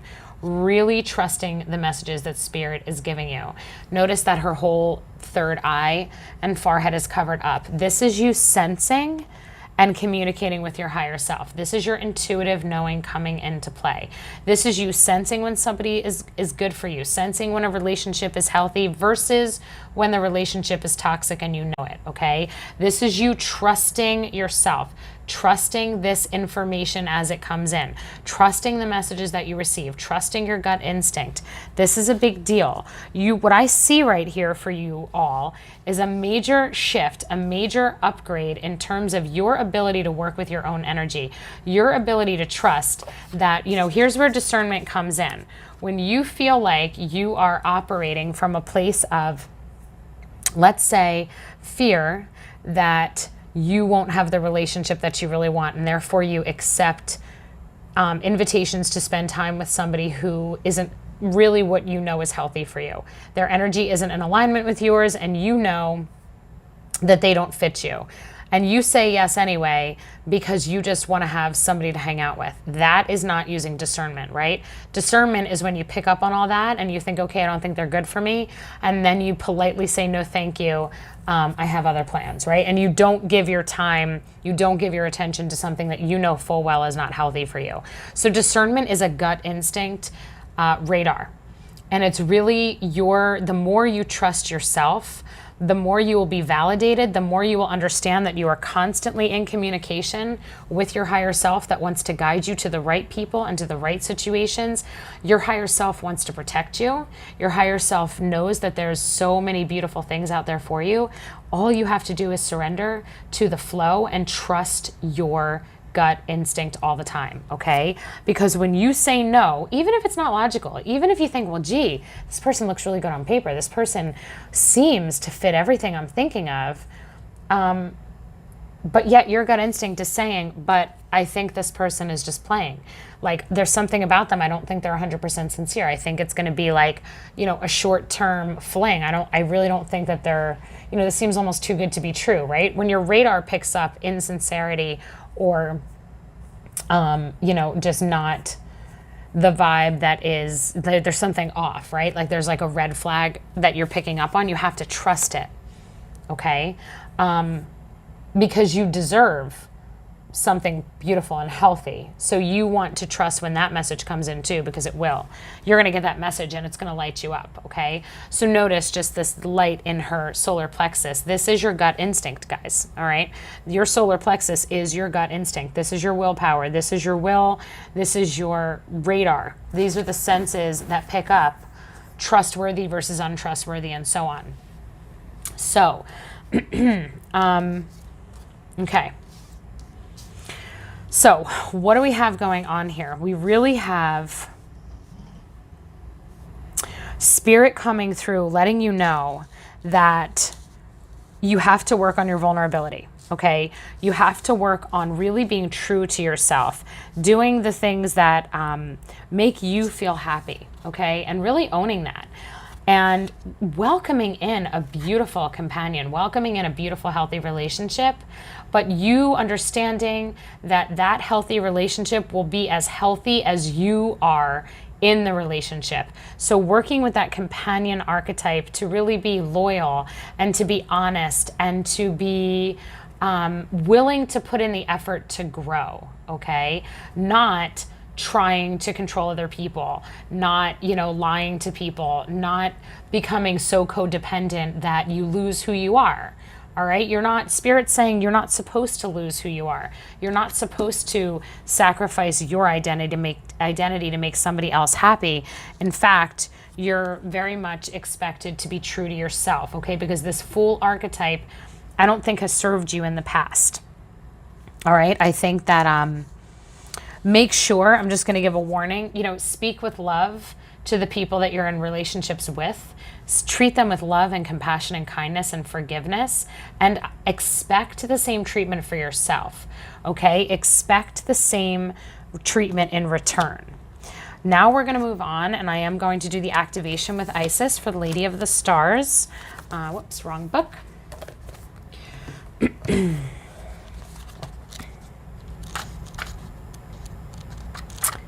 And this will be how we end. So just go ahead and look at the card as I read. Sirius is a celestial goddess, a star of unconditional love and wisdom, and an extremely high vibration. It brings deep soul awakening, spiritual gifts, and a high capacity for divine service. Lady of the Stars is also an empowerment of all other oracles in this deck. She tells you to pay attention because something significant is taking place right now. Sirian energy takes the inner path and the spiritual healing journey into a whole new stratosphere. It is wise, ancient, and an extremely high vibrational energy. It takes a certain level of soul evolution to be able to consciously register Sirian light and transmit it on this planet. The heart in question must be able to consciously cultivate unconditional love for it to occur. However, we can still receive Sirian light and healing assistance even if we're still learning to more consistently come from unconditional love. We will feel it more and more strongly as we grow spiritually, but even in our learning phase, we can open our hearts to this divine celestial goddess and allow her, through her priestess, Lady Isis, to bless us with genuine spiritual gifts. Goddess Sirius, through her priestess, Lady Isis, is reaching to you now. She has offerings of great spiritual support and a message that there is something significant you need to be aware of in your life right now, too. Accepting celestial assistance and unconditional love of Sirius will help you now. To receive the assistance, you can choose to surrender into your heart and allow divine love to infuse and heal, direct and unfold all aspects of your life and growth. It is total trust and surrender, with absolute faith that even unexpected twists and turns will be leading you in the best direction. So this is about surrendering, okay? This is about trusting that you're being guided, trusting that something's being activated within you. This is a change that's being activated within you, okay? That's why you're getting the change soul lesson coming through here. You're meant to be upgrading. You're meant to be learning something new about yourself right now, okay, guys? You're meant to be seeing yourself from a new light. I really do feel that you're meant to operate from a higher vibration. You're meant to operate from a place of a much more loving, much more compassionate place, a place where you trust yourself. You trust how you perceive things. You believe in yourself, but you still, you don't come from a place of judging others anymore, right? Instead, you're coming from a place, not that you may or may not have been judgmental in the past, but really you come from a place of humility, a place of understanding that not everybody's going to be where you are at the same time, and that's okay. And you are going to be able to call in the person who is right for you, the person who is on the same level as you, okay? It's definitely going to happen. The relationship is coming. But I really feel that what you're longing for, you're first going to find it in yourself, okay? You're longing for this beautiful connection with somebody else. You're longing to create the life that you want. But I do think you have to have this focus be internal first, okay? You have to start to manage your own energy. You have to start to shift from negative, pessimistic thinking or self-judgment into self-love, forgiveness, self-compassion, okay?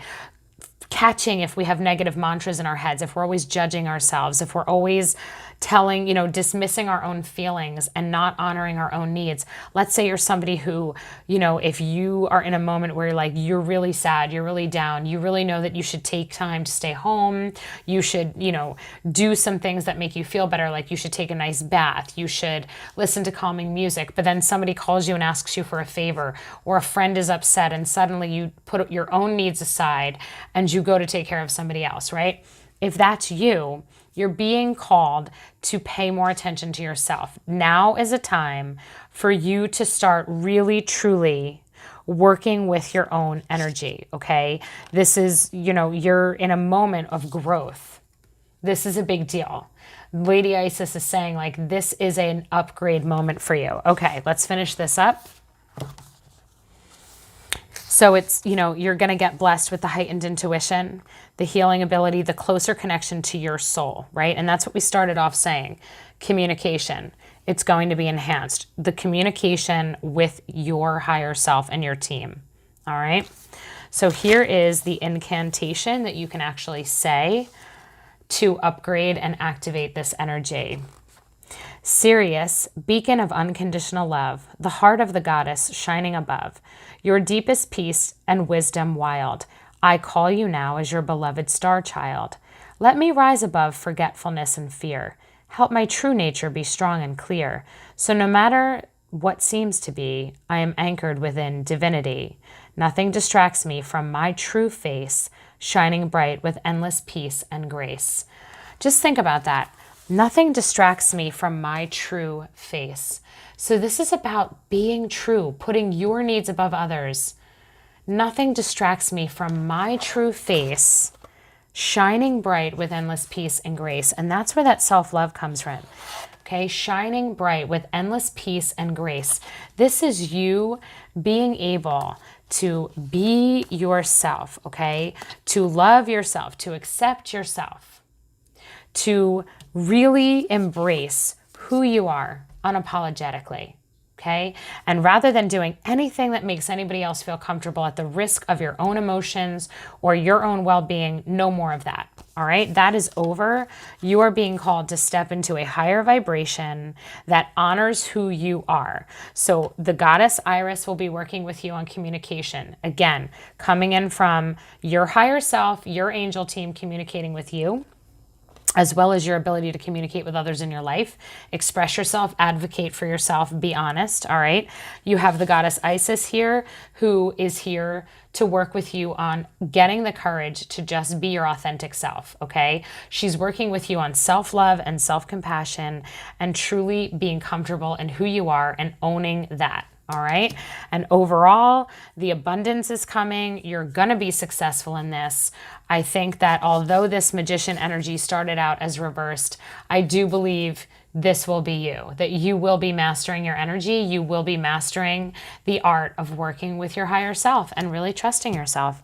So this is a beautiful reading. We're going to close out the energy now. Spirit, we thank you for these messages. We thank you for the courage and the grace and the guidance that will come through now and always as everyone who watched this moves forward in joy and self-love, ready to shift into a higher state of being, achieve their highest potential in relationships, success, and joy. And so it is.